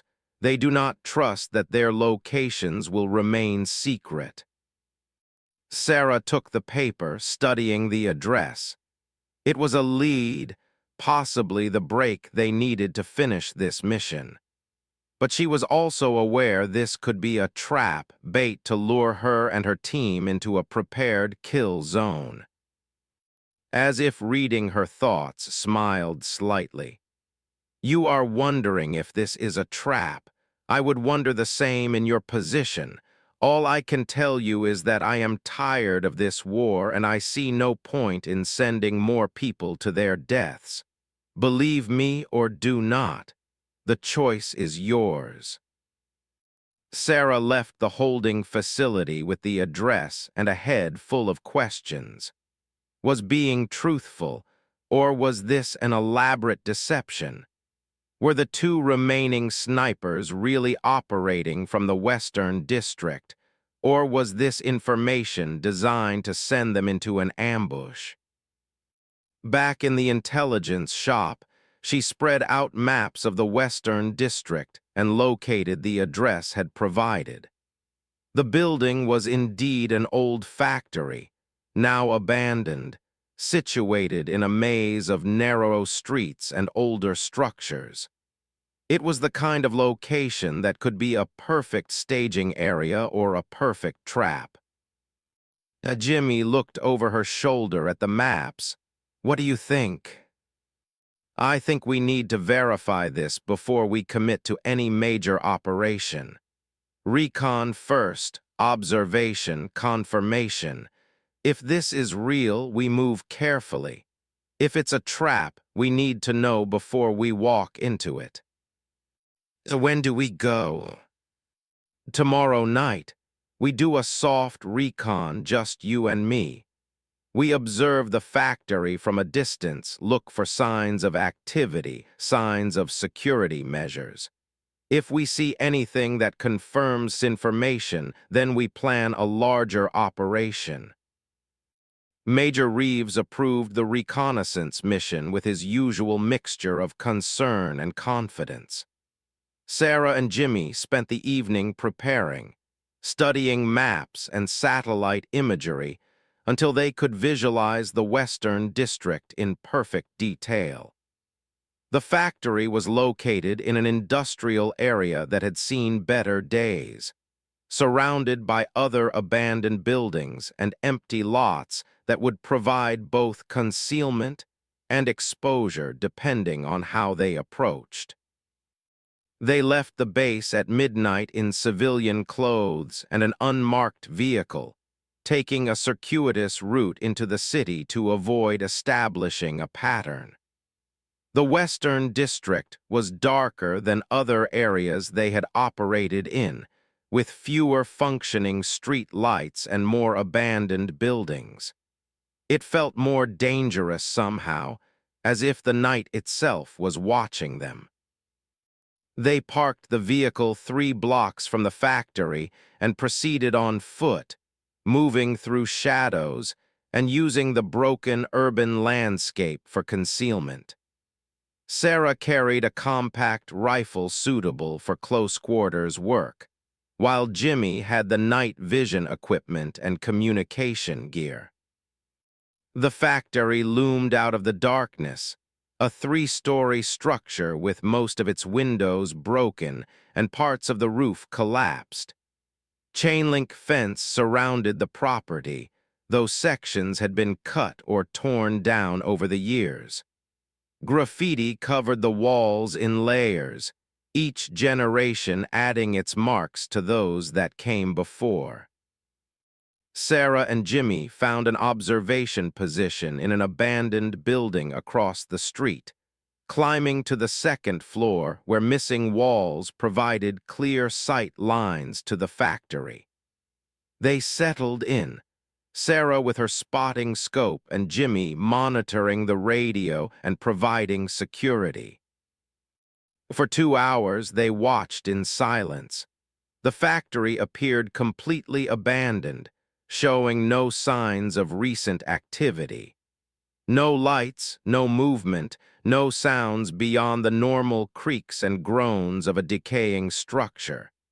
Sarah was beginning to think had sent them on a false trail when she noticed something. There, she whispered, pointing. South side, ground level, that door moved. Jimmy focused his night vision in that direction. Confirmed. Someone just opened that door from inside, looked out, then closed it again. We have activity. Over the next hour, they observed 3 more instances of someone checking the door, always briefly, always careful. It was the behavior of people maintaining security on a location, the kind of routine that spoke to ongoing use rather than abandonment. At 3 in the morning, a vehicle pulled up to the factory, an old truck that had been painted to look like a civilian delivery vehicle. 2 men got out, both moving with the controlled efficiency Sarah had come to associate with the enemy sniper network. They unloaded several boxes from the truck and carried them into the factory through a side entrance. Sarah documented everything with her camera, capturing images of the men, the vehicle, and the license plate. This was the confirmation they needed.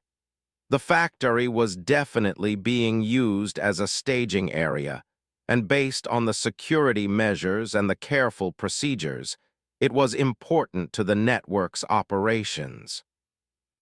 "We need to report this," Jimmy said quietly. "This is bigger than just a recon. If they're storing equipment here, we could be looking at their entire logistics operation." Sarah nodded, still watching through the scope. The 2 men had emerged from the factory and were preparing to leave. She captured a few more images, then carefully backed away from the window. They had what they needed. Now it was time to plan how to exploit this intelligence. The return to base was uneventful, and they arrived just as the sun was rising. Major Reeves was already awake, waiting for their report. When Sarah showed him the images and described what they had observed, his expression shifted from interested to determined. "This is it," he said. "This is the break we needed. If that factory is their logistics hub, taking it down will seriously disrupt their operations. Maybe force the remaining shooters to make mistakes." "Sir, I recommend we move quickly but carefully," Sarah advised. "If gave us this information, the other 2 snipers might know about it. There's a risk they'll relocate or set up defenses if they suspect we're onto them." "Agreed, we hit it tonight. Full tactical team, proper planning, but we move fast. I want you and your team to brief everyone on the layout and what you observed. We go in hard, secure the facility, and capture anyone inside. Questions?"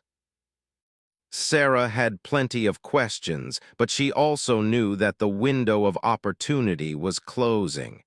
They had to act before the enemy network adapted to the capture of and his partner. "No, sir. We'll be ready." The day was spent in intensive planning. Maps were studied, roles assigned, contingencies developed. The assault team would consist of 20 Marines, divided into 4 elements with specific responsibilities. Sarah would provide overwatch from an elevated position, covering the main entrance and ready to engage any threats that emerged. Jimmy would coordinate communications and help direct the flow of the operation. As the sun set and the team prepared to move out, Sarah felt the familiar pre-mission tension. This was the culmination of days of investigation, observation, and risk. If successful, it would break the back of the enemy sniper network and save Marine lives. If it failed, it could embolden the enemy and make them even more difficult to track. The assault team moved into position under the cover of darkness. 4 armored vehicles navigating the narrow streets of the Western District with headlights off and engines purring quietly. Sarah rode in the lead vehicle, her rifle case beside her, mind focused on the mission ahead. The streets were empty at this hour, the city holding its breath in the moments before violence erupted. They stopped 3 blocks from the factory, far enough to avoid alerting anyone inside, but close enough to respond quickly once the operation began. Sarah and Jimmy exited their vehicle and moved to their designated position, a partially collapsed building that offered excellent elevation and clear sight lines to the factory's main entrance. The climb to the 3rd floor was treacherous in the darkness, navigating stairs that were missing sections and floors that had holes punched through to the levels below. But Sarah had walked through the route in her mind dozens of times during planning, and she moved with confident efficiency despite the obstacles. At the observation position, she set up her rifle with practiced movements, deploying the bipod and adjusting the scope. The factory lay before her like a silent fortress, dark windows reflecting the ambient light from the city. Through her night vision, she could see the assault teams moving into their final positions, shadows sliding through shadows. "All elements report status," came the voice of the operation commander through her radio. Each team checked in, confirming they were in position and ready. Sarah keyed her own radio. "Overwatch set. I have clear visibility on primary entrance and north face of the building." "Copy Overwatch. Stand by for execution." The seconds ticked past like hours. Sarah controlled her breathing, slowing her heart rate, achieving the state of calm focus that was essential for precision shooting. Beside her, Jimmy monitored multiple radio frequencies, tracking the positions and status of all elements in the operation. "Execute, execute, execute," came the command. The assault teams moved with coordinated precision. The entry team approached the main door with a breaching charge while other teams covered secondary exits. The explosive charge detonated with a sharp crack that echoed across the industrial district, blowing the door inward. Marines poured through the opening, their weapon lights cutting through the darkness inside. Through her scope, Sarah tracked the windows and alternate exits, watching for any attempt to flee or counterattack.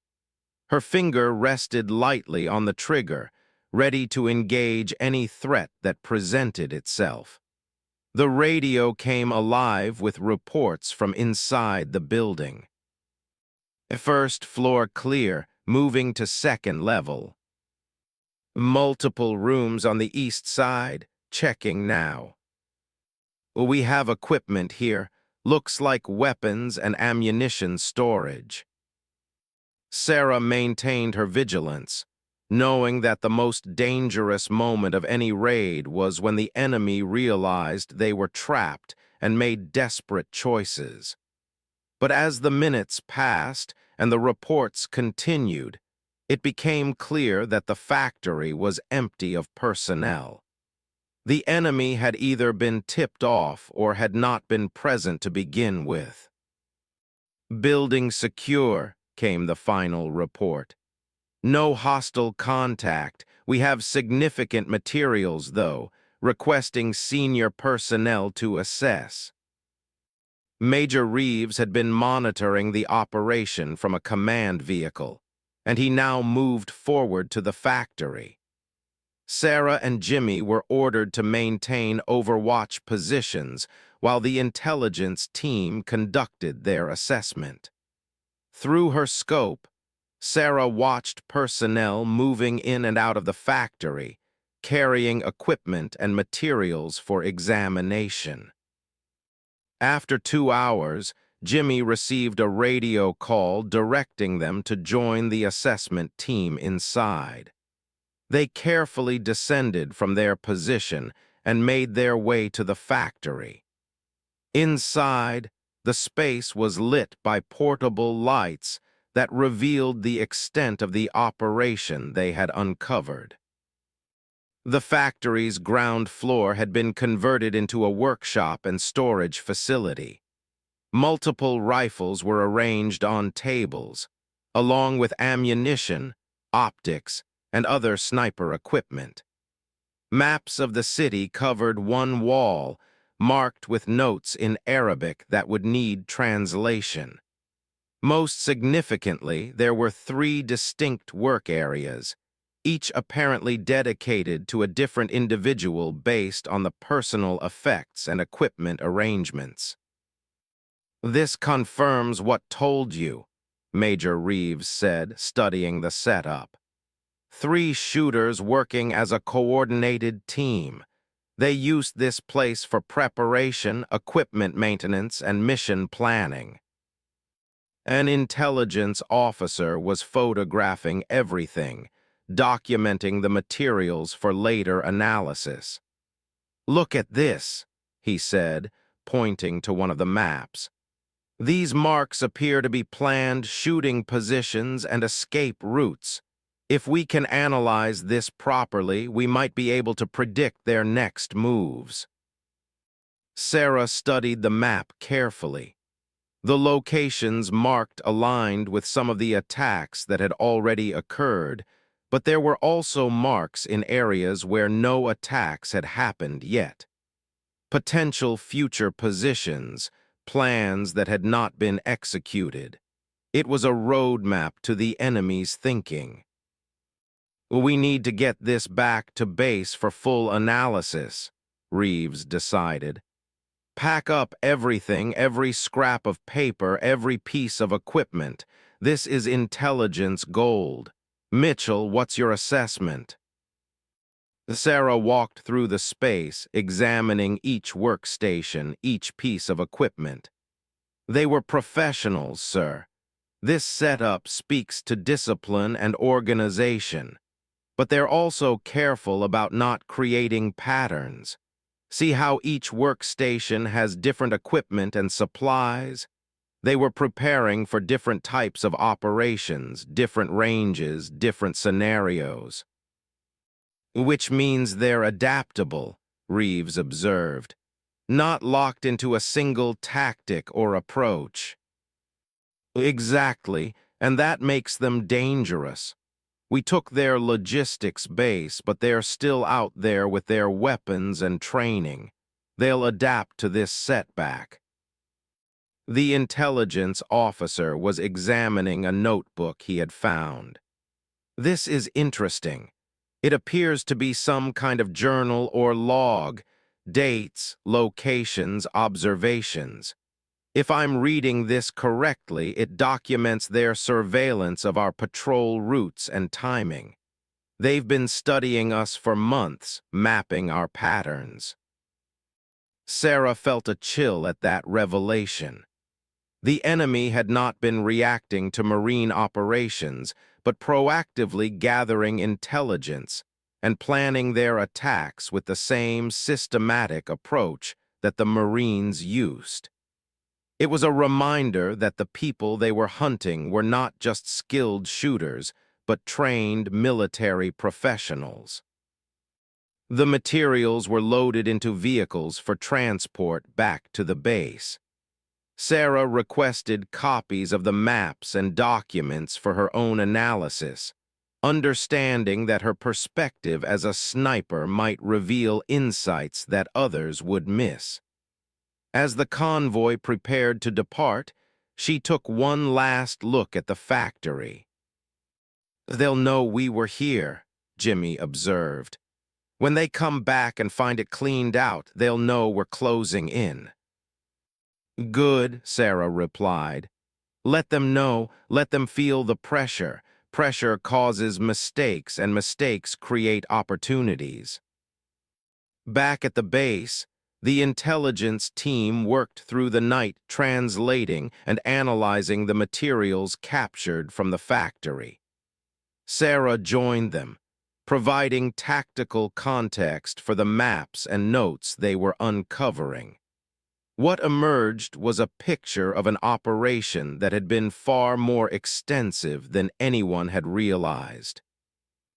The three snipers had not just been conducting random attacks, but were working according to a broader strategy designed to undermine Marine confidence and effectiveness. They had identified key routes, critical timing windows, and high-value targets among the patrol personnel. The attacks that had seemed random were actually carefully selected to maximize psychological impact.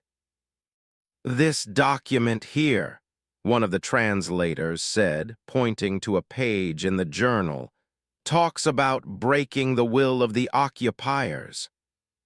They weren't just trying to kill Marines, they were trying to make the city untenable as an operating base.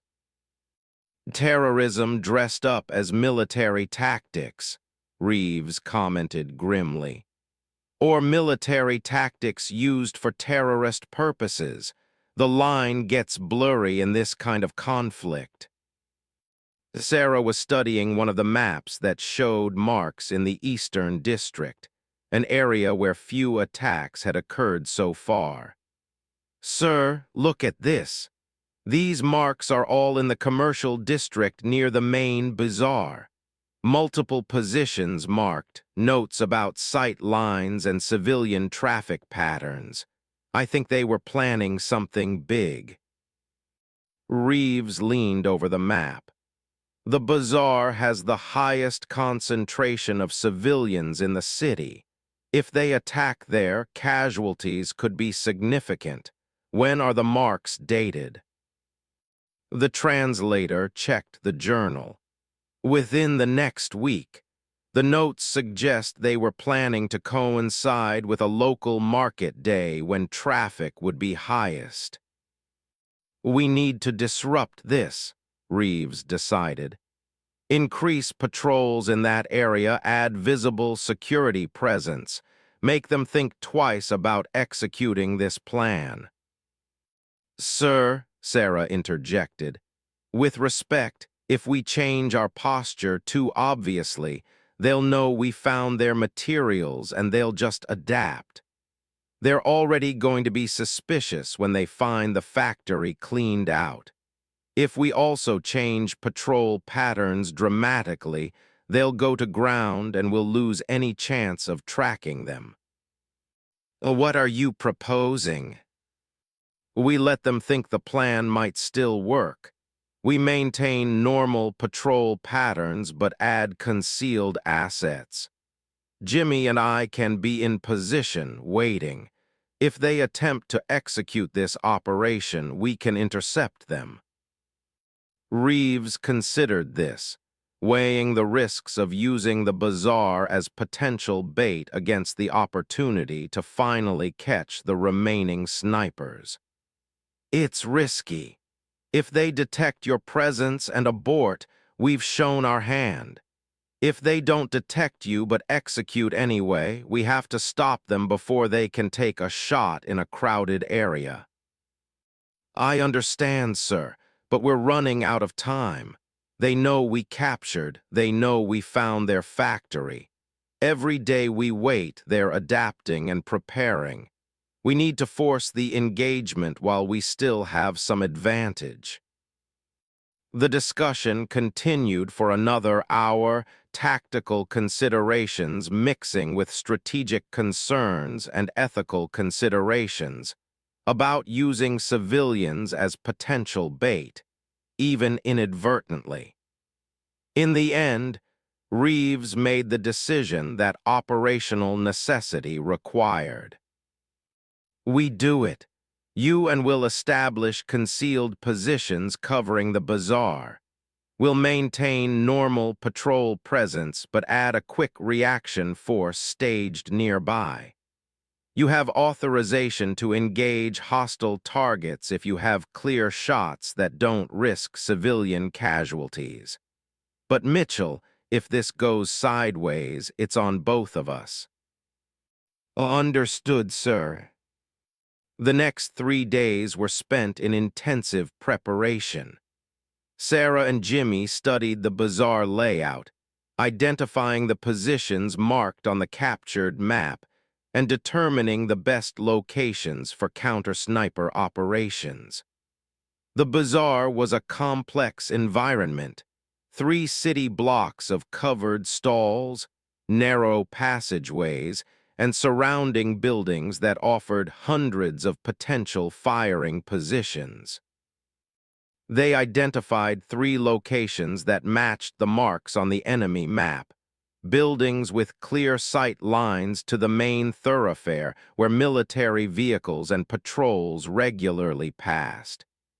Each building was assessed for accessibility, escape routes, and potential use as a sniper hide. Sarah's professional assessment was that if she were planning an attack on the bazaar, she would choose one of these same 3 locations.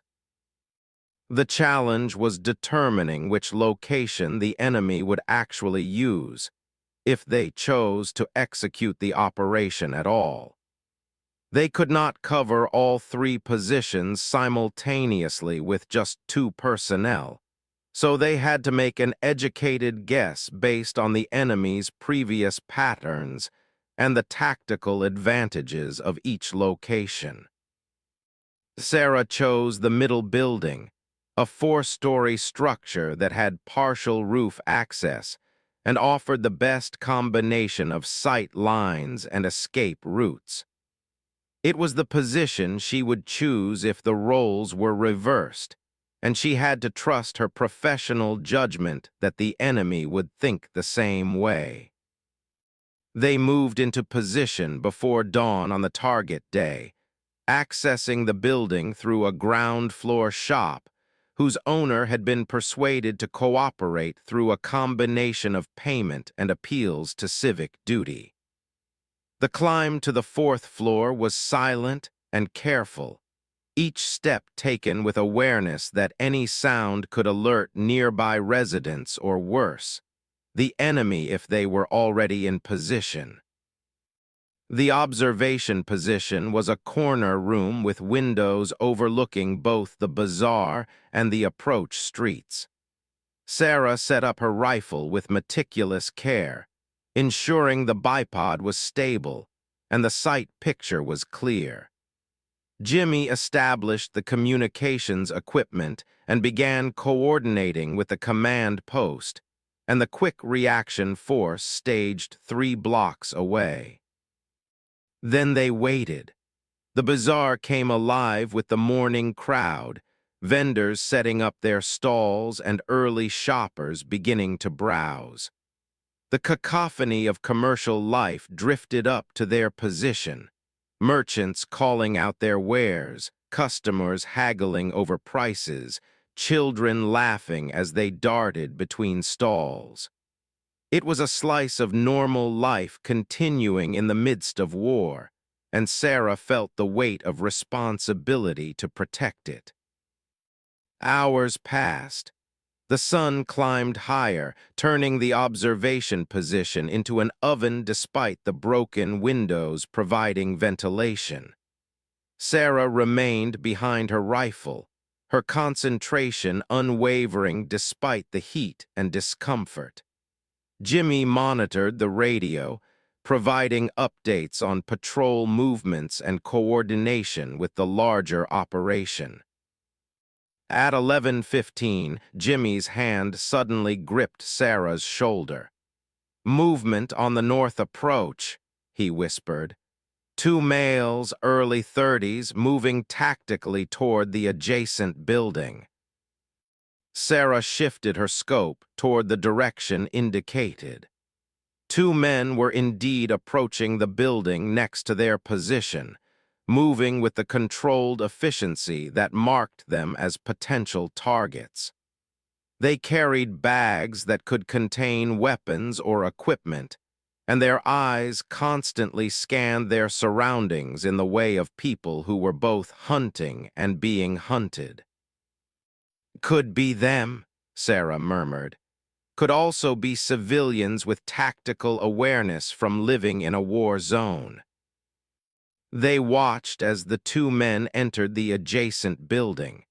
For several minutes, there was no further activity. Then Sarah caught movement in a fourth-floor window of that building.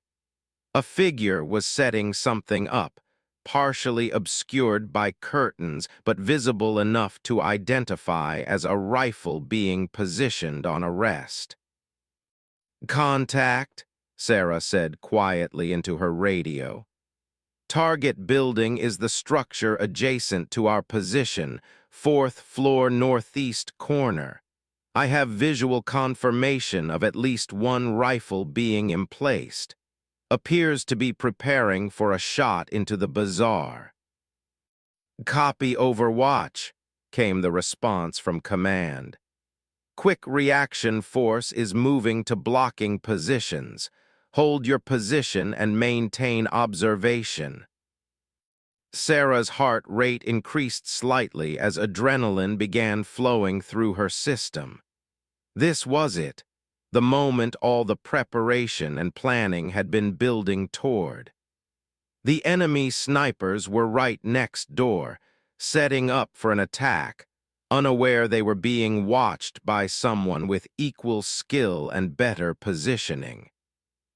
Through the scope, she could see more detail now. Two figures in the room, both working to prepare firing positions. One was setting up what appeared to be a heavy-caliber rifle on the window sill, while the other was observing the bazaar below through binoculars. They were professional in their movements, working with practiced coordination.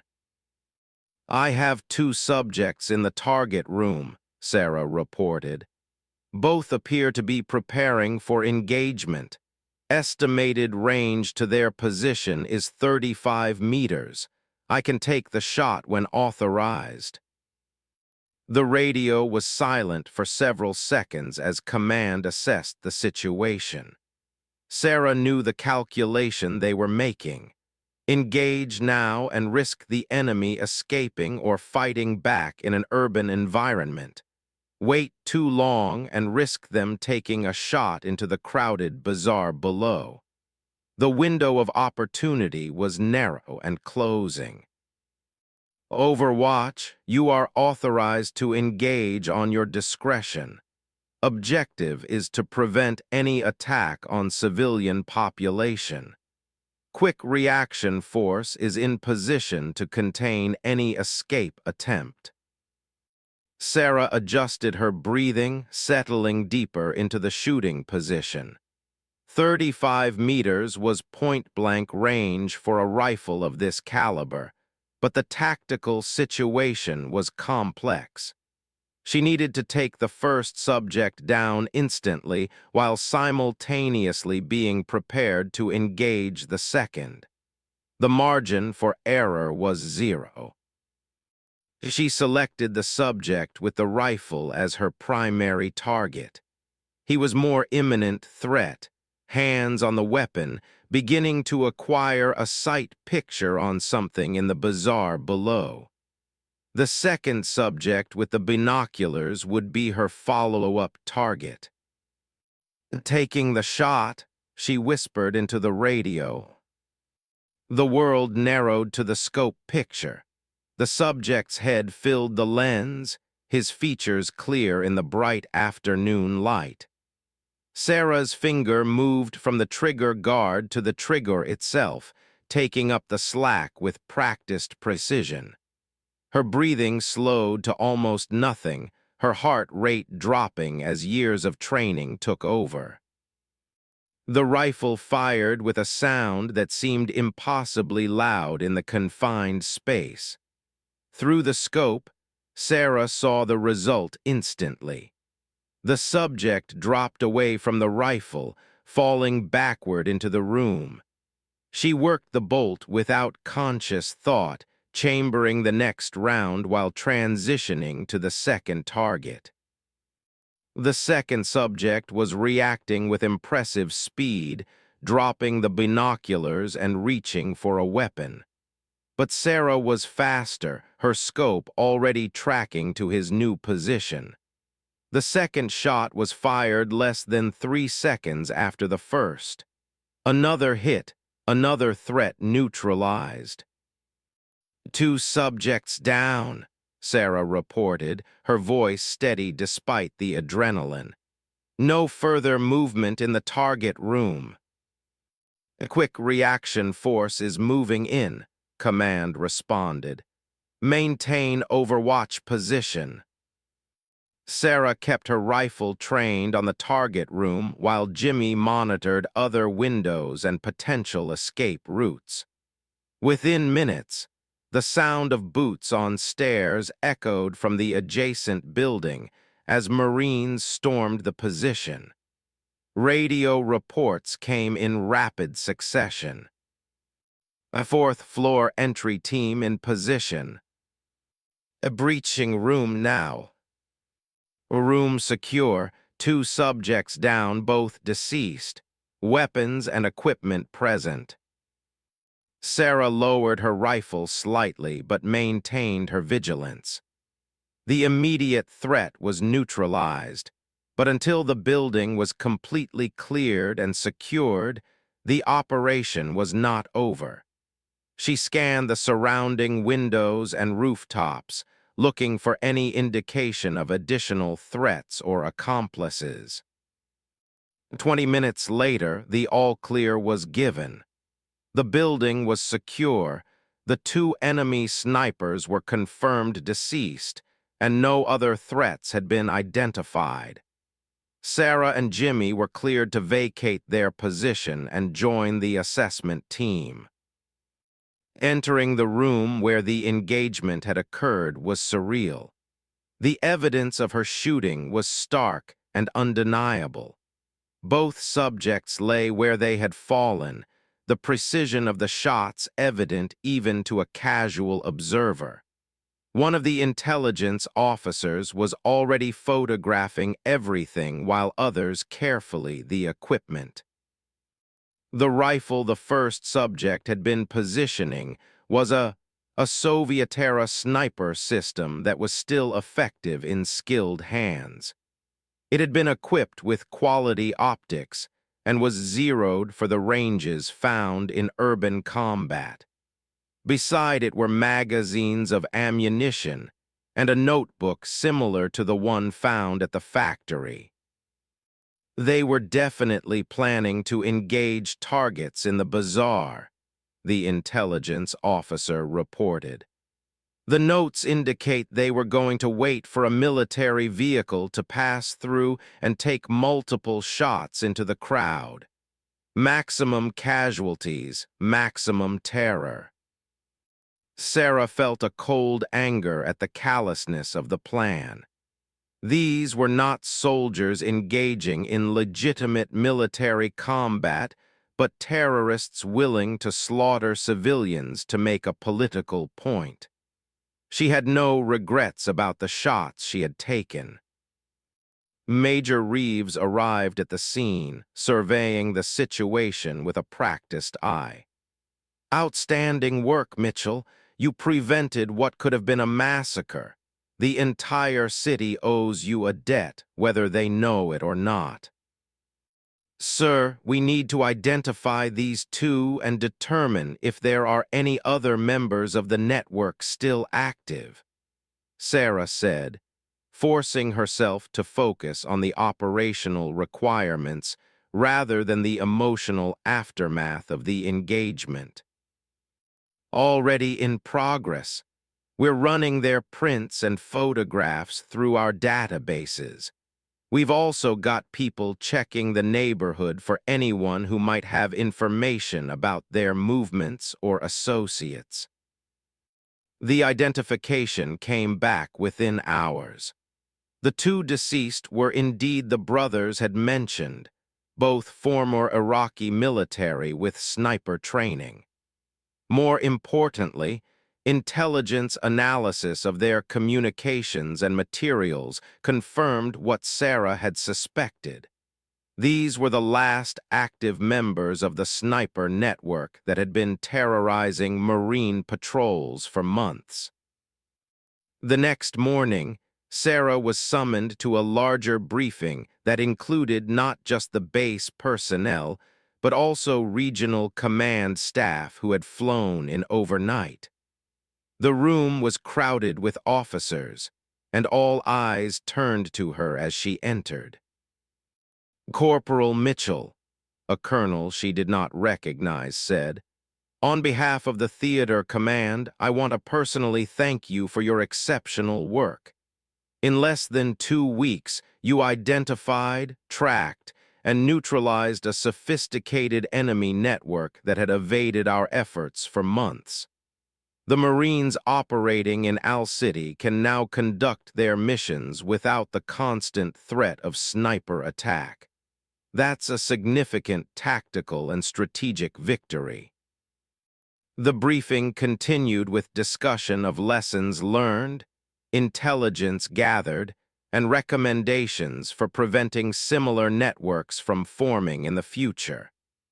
Sarah provided her input when asked, but mostly listened, as the larger strategic picture was discussed. Her role was tactical, ground level, but the implications of her work rippled outward in ways she was only beginning to understand. After the briefing, she returned to her quarters to find and the other women who shared the space waiting for her. "You're famous," said with a grin. "Everyone is talking about the sniper who took down the Ghost network. I heard you made impossible shots, that you tracked them through the city like some kind of supernatural tracker, all kinds of stories." "Most of it is probably exaggerated," Sarah replied, though she smiled at the enthusiasm. "It was just doing my job, using my training, and getting lucky a few times." "Lucky," one of the other women said. "That's not what I heard. I heard you were brilliant, methodical, that you outthought them at every turn." Sarah felt uncomfortable with the praise, even though part of her appreciated the recognition. It was a team effort. Jimmy was critical to everything we accomplished. The intelligence officers, the assault teams, command staff making good decisions. I was just one part of it. But privately, she knew that while it had been a team effort, her skills and instincts had been the key to breaking the network. She had thought like a sniper to track snipers, had understood their tactics because she lived those same tactics every day. It was the ultimate application of her training, and while she felt pride in the success, she also felt the weight of having taken 3 lives, even enemy lives that had threatened many others. That evening requested to speak with her again. Sarah was initially reluctant, but Major Reeves thought it might provide closure for both of them. She found him in the same holding room, his leg still bandaged but healing according to the medical reports. "You killed them," said without preamble when she entered. It was not a question. "Yes," Sarah confirmed. "They were preparing to attack the bazaar. Civilian casualties would have been significant." Nodded slowly, his weathered face showing grief but also acceptance. "I taught them to be warriors, but somewhere along the way they became something else. The war does that, changes men into things they never intended to become. I grieve for them, but I cannot say you were wrong to stop them." "You gave us the information that led to them," Sarah pointed out. "You could have stayed silent." "Yes, I could have, and then more people would have died and eventually someone would have stopped them anyway. I am old enough to recognize when a campaign is lost, when continued fighting serves no purpose except to add to the body count. He looked at her steadily. You are very good at what you do. The best I have seen, and I have seen many snipers in my years. The brothers were skilled, but you were better. Smarter, more patient, more adaptable. I had advantages they didn't. Better equipment, better intelligence, better support. Perhaps, but I think even without those advantages, you would have prevailed. You have the mind of a true sniper, one who understands that the weapon is only a tool. The real weapon is up here.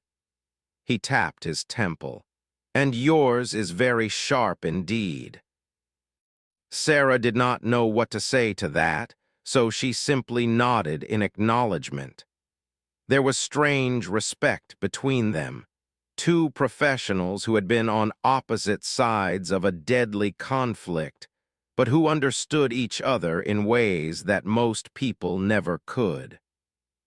"Well, what will happen to you?" she asked. "I will be processed through your system, probably sent to a detention facility somewhere, eventually released or exchanged or simply forgotten. I am not important enough to warrant special treatment. Just another captured enemy combatant in a war that has too many of them." He shrugged philosophically.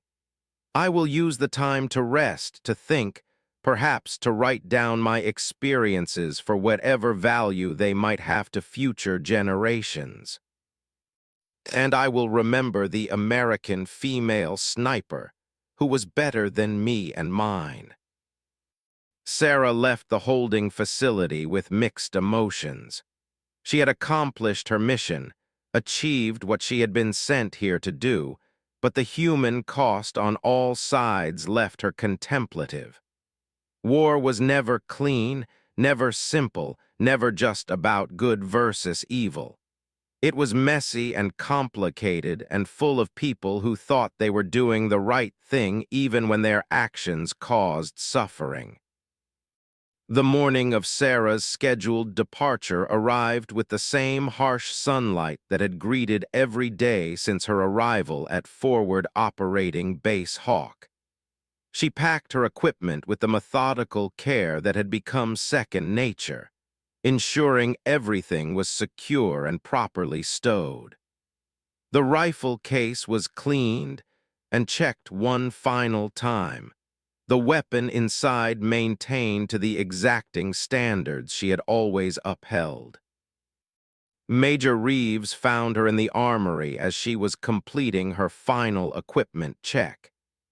He carried himself with the same command presence as always, but there was something different in his expression, something that suggested their relationship had evolved beyond simple military hierarchy during these past weeks.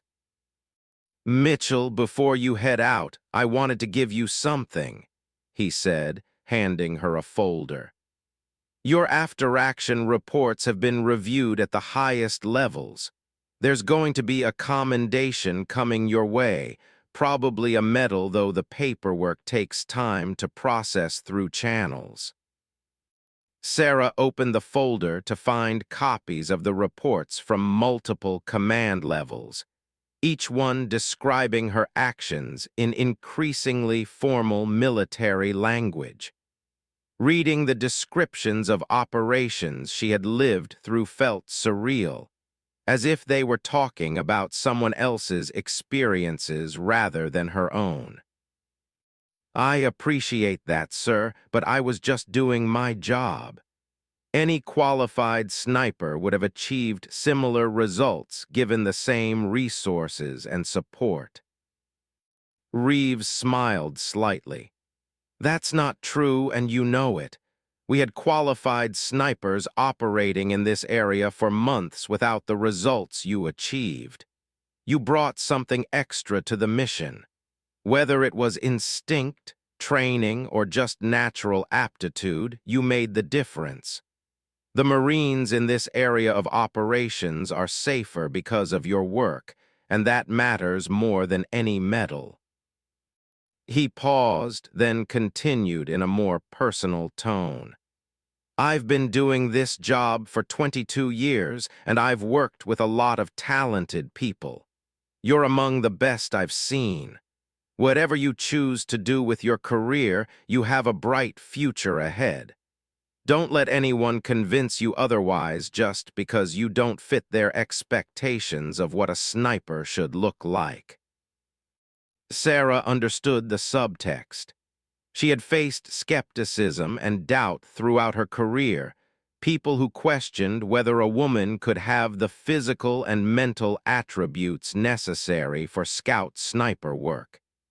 She had answered those questions through performance rather than argument, letting results speak louder than words.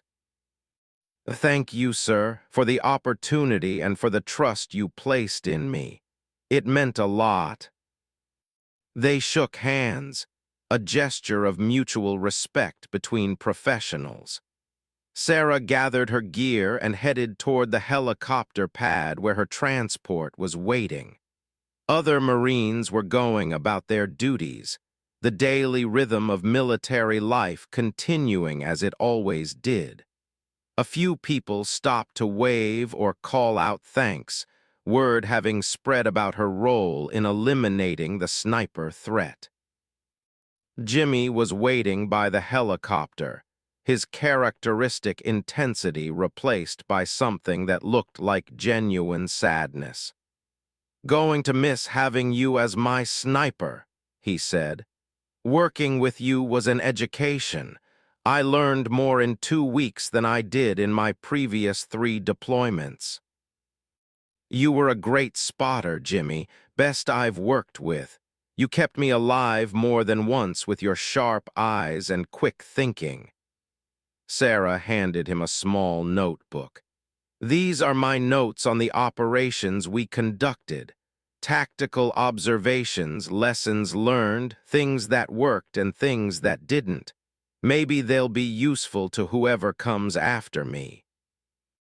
Jimmy took the notebook, flipping through pages covered in Sarah's neat handwriting. "This is gold. The next sniper team will be starting with advantages we didn't have." He looked up at her. "You going to keep doing this? Sniper work?" "For now, yes. It's what I'm good at and where I can make the biggest difference. Eventually, maybe I'll transition to training, pass on what I've learned to the next generation.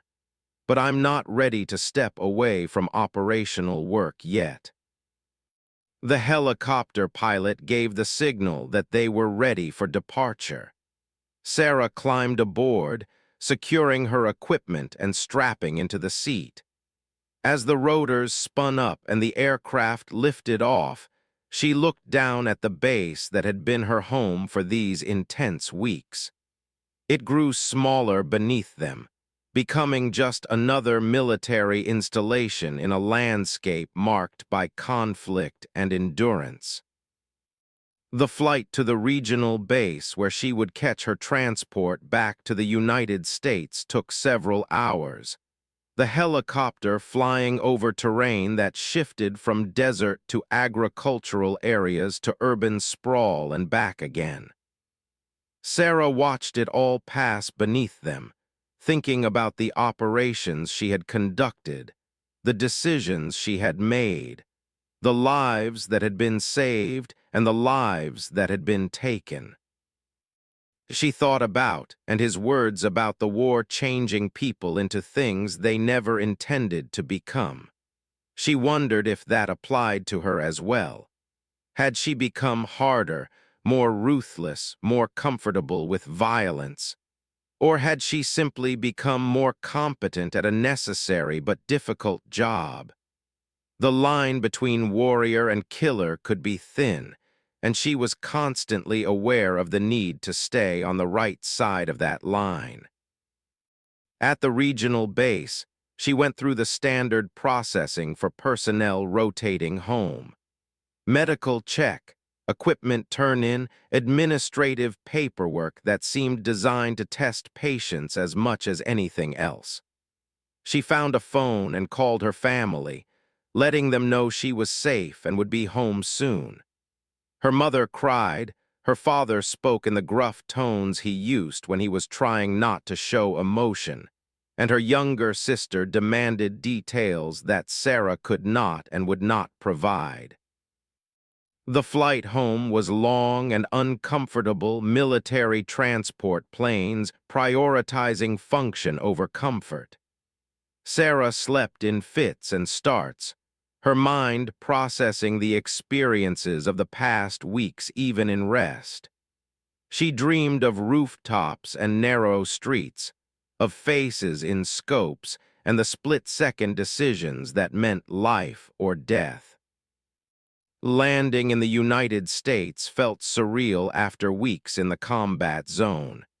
The air smelled different, cleaner somehow. The sounds were different, civilian traffic and commercial aircraft rather than military vehicles and helicopters. People moved without the constant awareness of threat that had been ever present in Al City. At the base in California where her unit was stationed, she was greeted by her commanding officer and members of her sniper platoon. There were handshakes and congratulations, questions about the deployment that she answered in general terms while keeping the classified details to herself. Her bunk in the barracks looked exactly as she had left it, but it felt like she had been gone for years rather than weeks. That evening, she attended a platoon dinner where her return was celebrated with good food and better company. Her fellow snipers wanted to hear war stories, and she obliged with sanitized versions that emphasized teamwork and luck rather than individual heroics. But she could see in their eyes that they understood the reality beneath the stories, the complexity and cost that could not be conveyed in casual conversation.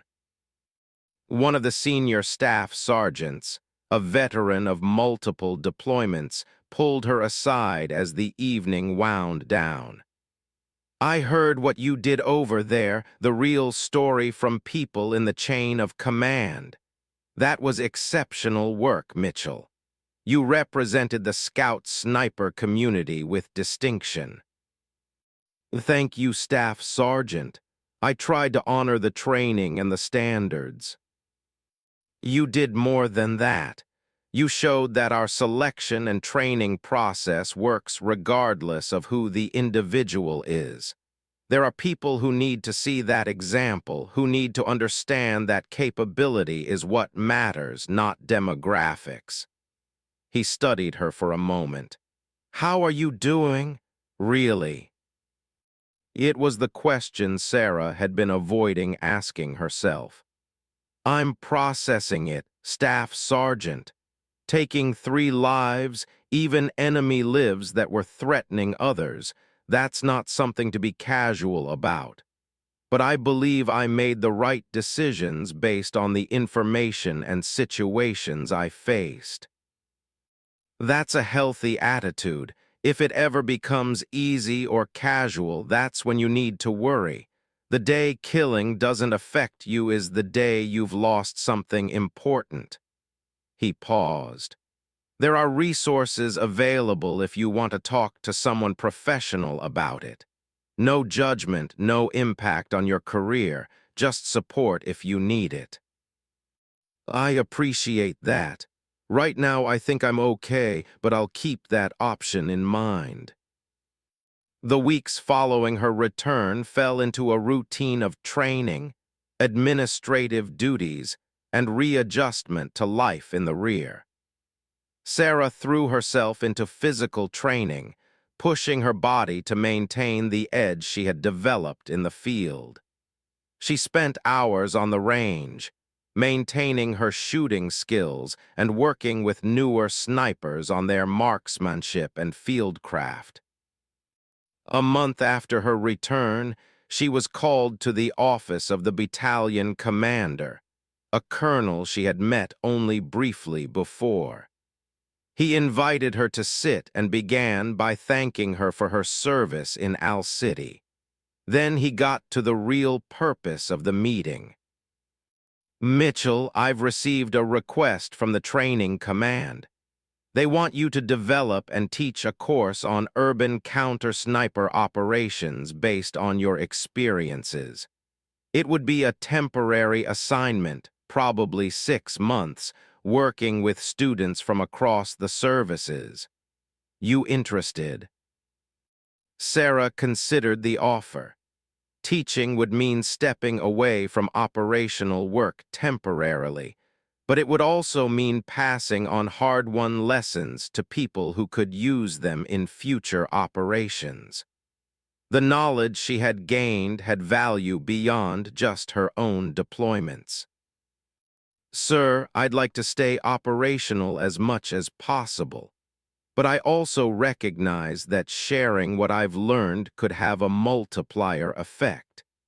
If I train 10 snipers and they each train others, the impact extends far beyond what I could do individually." "My thoughts exactly. You'd still maintain your operational status and continue training with your platoon, but you dedicate significant time to course development and instruction. Think about it, and let me know your decision by end of week." Sarah spent the next few days considering the opportunity from every angle. She consulted with fellow snipers, with mentors who had guided her career, with her own instincts about where she could make the biggest contribution. In the end, the decision came down to a simple truth. The best warriors were those who could both fight and teach, who could translate experience into instruction for the next generation. She accepted the assignment, and within weeks found herself working with a team to develop the Urban Counter-Sniper course. They studied her operations in detail, breaking down the tactics and techniques into teachable components. They brought in experts on urban combat, intelligence analysis, and tactical psychology. The course that emerged was comprehensive and challenging, designed to produce graduates who could face sophisticated enemy snipers with confidence and competence. The first iteration of the course included students from Marine Scout sniper units, Army sniper schools, and even some special operations personnel. Sarah found teaching to be both rewarding and demanding in ways different from operational work. She had to articulate intuitions that had become second nature, explain decisions that had been made in fractions of seconds, and help students understand not just the how but the why of counter-sniper operations. One evening after a particularly long training day, she found herself on the range alone, watching the sun set over the training area. The light painted the landscape in gold and orange, transforming the military facility into something almost beautiful. She thought about how far she had come from the young Marine who had first qualified as a scout sniper, doubted by some but determined to prove herself through performance. She thought about the 3 lives she had taken in Al City, not with regret, because the alternatives would have been worse, but with sober recognition of the responsibility that came with her skills. Every shot she had fired had been justified, necessary, and proportionate to the threat. But they were still human beings who had died by her hand, and that was not something to be forgotten or diminished. Her phone rang, interrupting her contemplation. It was Jimmy, calling from his current deployment with another unit. "Hey, Sarah, wanted to give you an update. We've been using your notes on urban operations, and they've been incredibly useful. Saved our bacon twice already. How's the teaching gig going? It's good, Jimmy. Different from field work but satisfying in its own way. How are things on your end? Busy but manageable. The threat environment here is different from Al, but some of the same principles apply. I keep telling people about the ops we ran together, and nobody believes half the stories until I show them the after-action reports. They talked for another 20 minutes, comparing notes on training methodologies and discussing emerging threats in the counter-sniper field. It reminded Sarah of their time working together, the trust and communication that had made them an effective team. When they finally ended the call, she felt reconnected to the operational world even while engaged in the training mission. Over the following months, Sarah's reputation grew beyond just her own service. Articles appeared in military journals analyzing the AL operations from tactical and strategic perspectives. She was invited to speak at professional development courses and conferences, sharing insights with audiences that ranged from junior Marines to general officers. She discovered that she had a talent for communication, for taking complex tactical concepts and making them accessible without oversimplifying. But she also maintained her operational edge. She continued deploying with her unit on training exercises and shorter operational deployments, ensuring that her skills remained sharp and current. She understood that credibility as an instructor came from being able to demonstrate what she taught, from maintaining the standards she expected of her students. 2 years after the AL operation, Sarah was promoted to sergeant and given her own sniper team to lead. It was recognition of both her technical skills and her leadership potential. She found herself responsible not just for her own performance, but for developing the capabilities of the Marines under her charge. It was a new challenge, and she approached it with the same intensity she brought to everything. One of her team members was a young corporal named Martinez who reminded Sarah of herself at that age, eager, talented, and facing skepticism from some quarters about whether she belonged in the scout sniper community. Sarah took special care with her training, not by making things easier, but by ensuring she had every opportunity to develop her full potential. During a training exercise, Martinez asked Sarah about the operations in Al City. "Sergeant, I've read the after-action reports and I've heard the stories. But what was it really like? Not the tactical stuff, but the mental and emotional side of tracking and engaging enemy snipers." Sarah considered her answer carefully. It was intense in ways that are hard to describe unless you've experienced it. You're hunting people who are hunting your brothers and sisters in arms.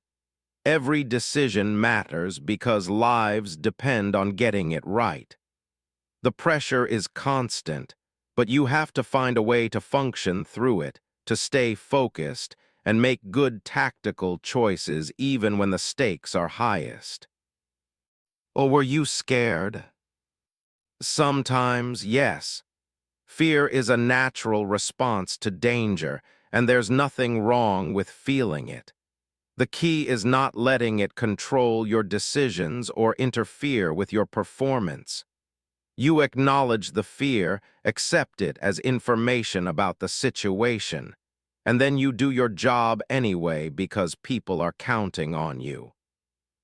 How did you develop that ability? Training, experience, and constant self-assessment. Every operation, whether training or real world, is an opportunity to evaluate your performance and identify areas for improvement. You build mental resilience the same way you build physical fitness through consistent practice and pushing yourself beyond your comfort zone. The conversation reminded Sarah of similar discussions she had had with mentors earlier in her career, the passing down of knowledge and wisdom from one generation to the next. It was a tradition as old as warfare itself, and she was proud to be part of it. As the years passed, Sarah continued to deploy, to train, and to contribute to the development of sniper doctrine and tactics. She watched as the nature of warfare evolved, as technology changed the tools available to snipers and counter-snipers, as new threats emerged and new solutions were developed. Through it all, she remained committed to the fundamental principles that had guided her in Owl City: professionalism, precision, and a clear understanding of the moral weight of her actions. She received awards and recognition for her service, including the medal Major Reeves had mentioned, but she never let external validation define her sense of purpose. She knew that the real measure of her success was not the decorations on her uniform, but the lives saved through her actions and the capabilities developed in the Marines she trained. One evening, now years removed from those intense weeks in Owl City, Sarah found herself speaking at a professional symposium on urban warfare. The audience included military personnel from allied nations, law enforcement professionals, and academic experts on conflict. She shared lessons from her experiences, emphasizing the importance of patience, preparation, and ethical decision-making in counter-sniper operations. During the question and answer session, someone asked her what advice she would give to young people, particularly young women, interested in pursuing careers in special operations or other demanding military specialties. Sarah thought for a moment before responding. First, understand that the path will be challenging. You'll face obstacles both external and internal, doubts from others and doubts from yourself. But don't let those obstacles define what you're capable of achieving. Focus on developing your skills to the highest possible level and let your performance speak for itself. Second, find mentors and allies who believe in capability over demographics. There are people throughout the military who understand that talent and dedication matter more than fitting a particular stereotype. Seek them out and learn from them. Third, maintain your integrity and your sense of purpose. The skills we develop as snipers, as special operators, as warriors, these are serious capabilities that come with serious responsibilities. Never lose sight of why those skills exist and what they're meant to protect. If you can maintain that perspective, you'll be able to handle whatever challenges come your way. The response received a standing ovation, and afterward several young service members approached her with questions and thanks. Sarah spent time with each of them, offering specific advice and encouragement. She saw in their faces the same determination she had felt years ago, the same desire to prove themselves and contribute at the highest levels. Years turned into decades, and Sarah's career continued to evolve. She reached senior enlisted ranks, serving as a scout sniper instructor and mentor to multiple generations of Marines. She published articles on tactics and training, contributed to doctrinal development, and served as a subject matter expert on urban counter-sniper operations for various military organizations. Throughout it all, she never forgot the lessons learned during those intense weeks in Al City. The importance of patience and preparation, the value of intelligence and analysis, the critical nature of teamwork and trust, the weight of decisions that could mean life or death. These lessons informed everything she did, from training the Marines to advising senior commanders on operational planning. Eventually, the time came for Sarah to consider retirement from active service. It was not an easy decision. The military had been her home, her identity, her purpose for more than 2 decades. But she also recognized that there were other ways to contribute, other arenas where her knowledge and experience could make a difference. She transitioned to a consulting role, working with law enforcement agencies on counter-sniper tactics, advising security companies on threat assessment, and continuing to teach and train those who would carry on the mission. She discovered that civilian life offered different challenges and satisfactions, new ways to apply skills developed in military service. But she never lost touch with the community she had been part of for so long. She attended sniper conferences and reunions, maintained contact with former students and colleagues, and continued to mentor young professionals entering the field. The bonds formed through shared experiences and mutual respect transcended service status or organizational affiliation. One day, Sarah received a letter from an unexpected source. It was from the enemy sniper she had captured in Al City all those years ago.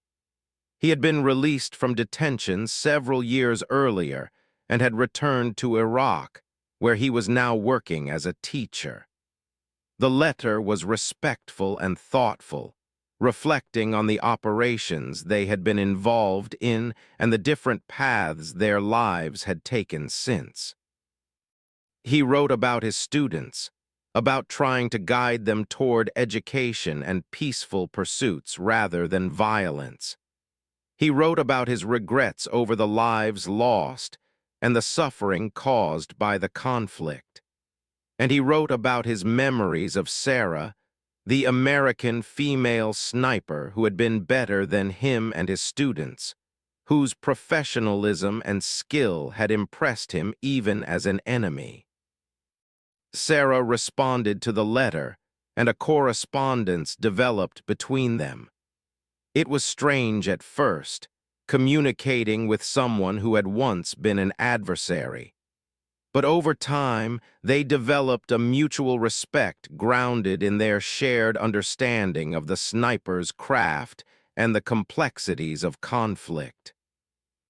They never agreed on the politics or justifications of the war they had fought, but they found common ground in their recognition of each other's humanity and their shared desire for a more peaceful future.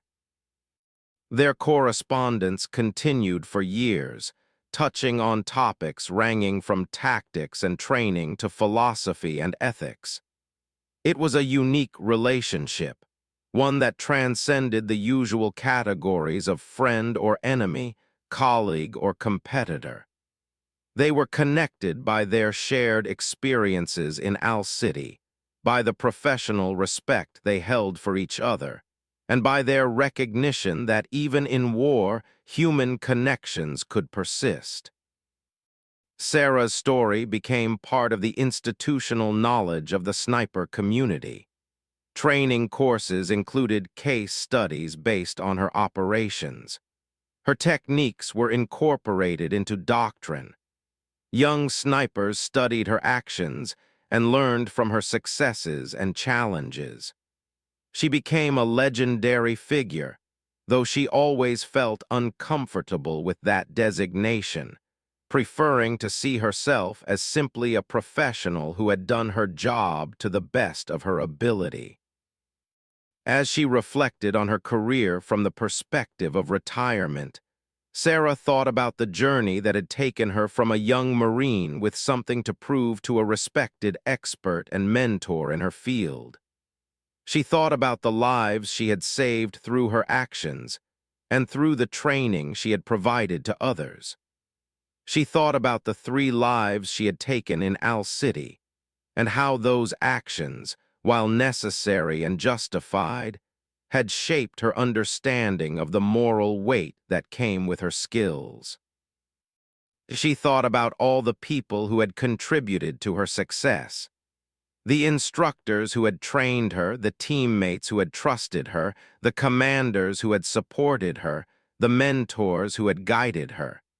Success was never individual, despite how stories were sometimes told. It was always a collective achievement, the result of many people working together toward common goals. Most of all, she thought about the responsibility that came with capability. The skills she had developed as a sniper gave her power over life and death, and that power came with an obligation to use it wisely, ethically, and only when necessary. She had tried throughout her career to honor that responsibility, to ensure that every shot she fired served a legitimate military purpose and was proportionate to the threat faced. The story of the Marine sniper who eliminated the invisible enemies of Owl City became more than just a tale of tactical success. It became a story about professionalism, about breaking barriers, about the importance of training and preparation, about ethical decision-making under pressure, and about the human dimensions of warfare. It was studied in military academies, discussed in professional journals, and passed down through generations of snipers as an example of what was possible when skill, dedication, and moral clarity came together. Sarah attended one final event before fully stepping away from public life.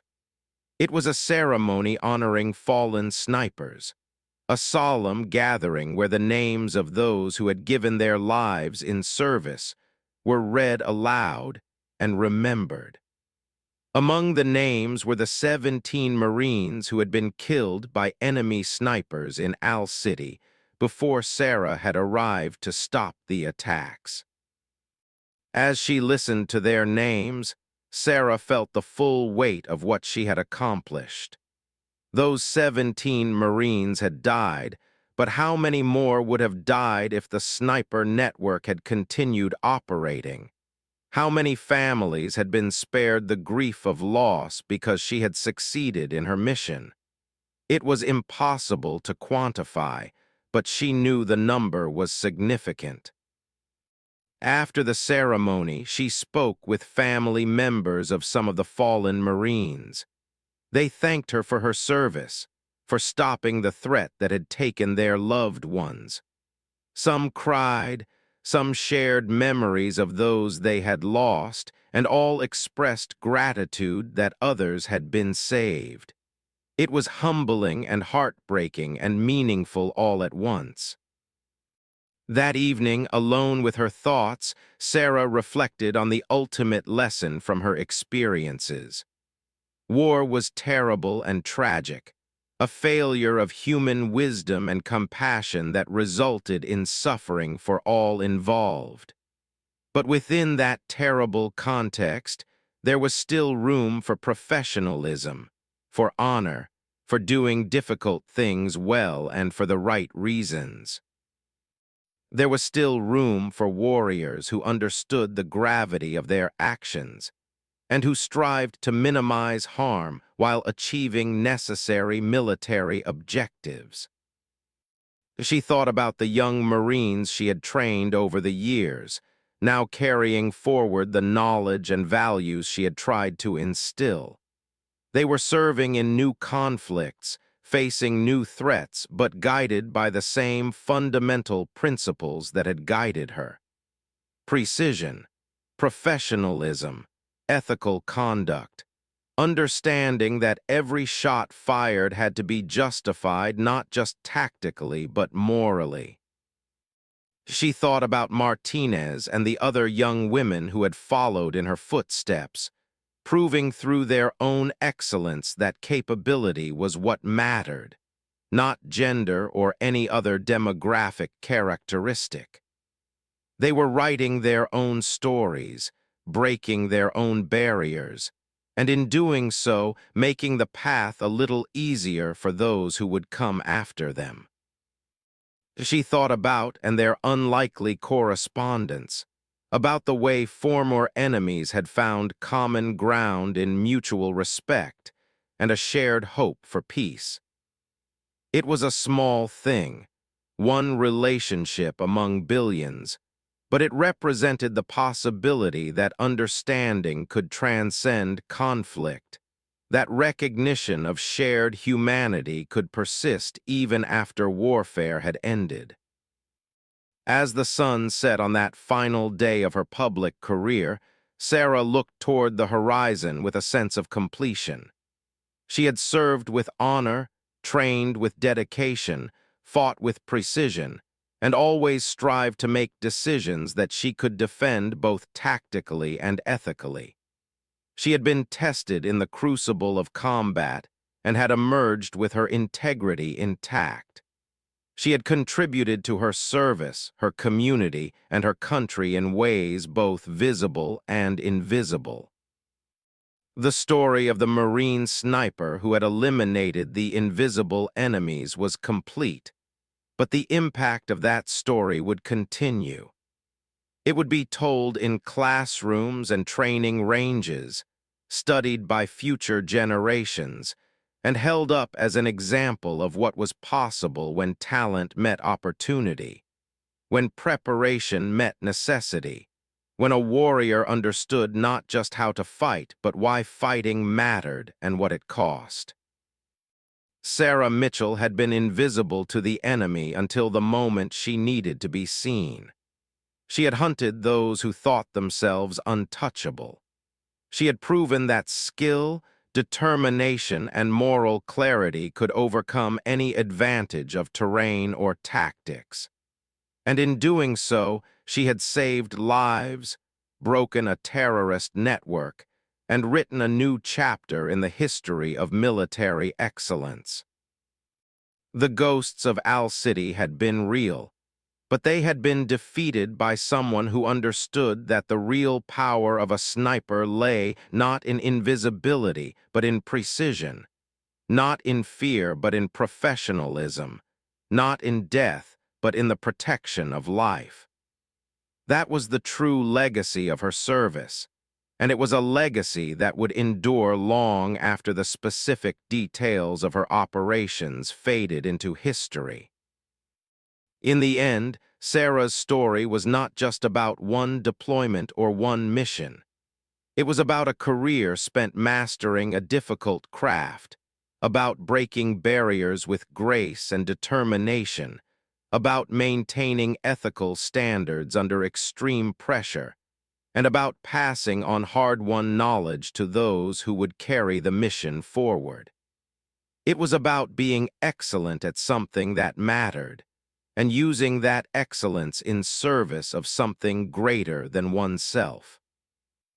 The Marine sniper who had eliminated the invisible enemies had done so not through supernatural ability or luck, but through the very human qualities of dedication, intelligence, courage, and an unwavering commitment to doing what was right.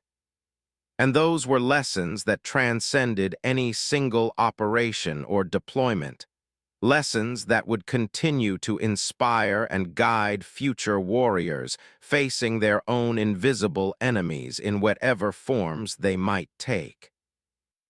The next few days were occupied with debriefings, after-action reports, and transition planning.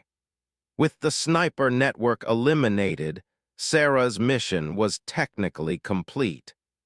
Command was arranging for her to return stateside, where her skills could be used for training or assigned to another unit in need. She checked her equipment one final time, ensuring everything was secure and ready. The rifle, the ammunition, the radio, the night vision.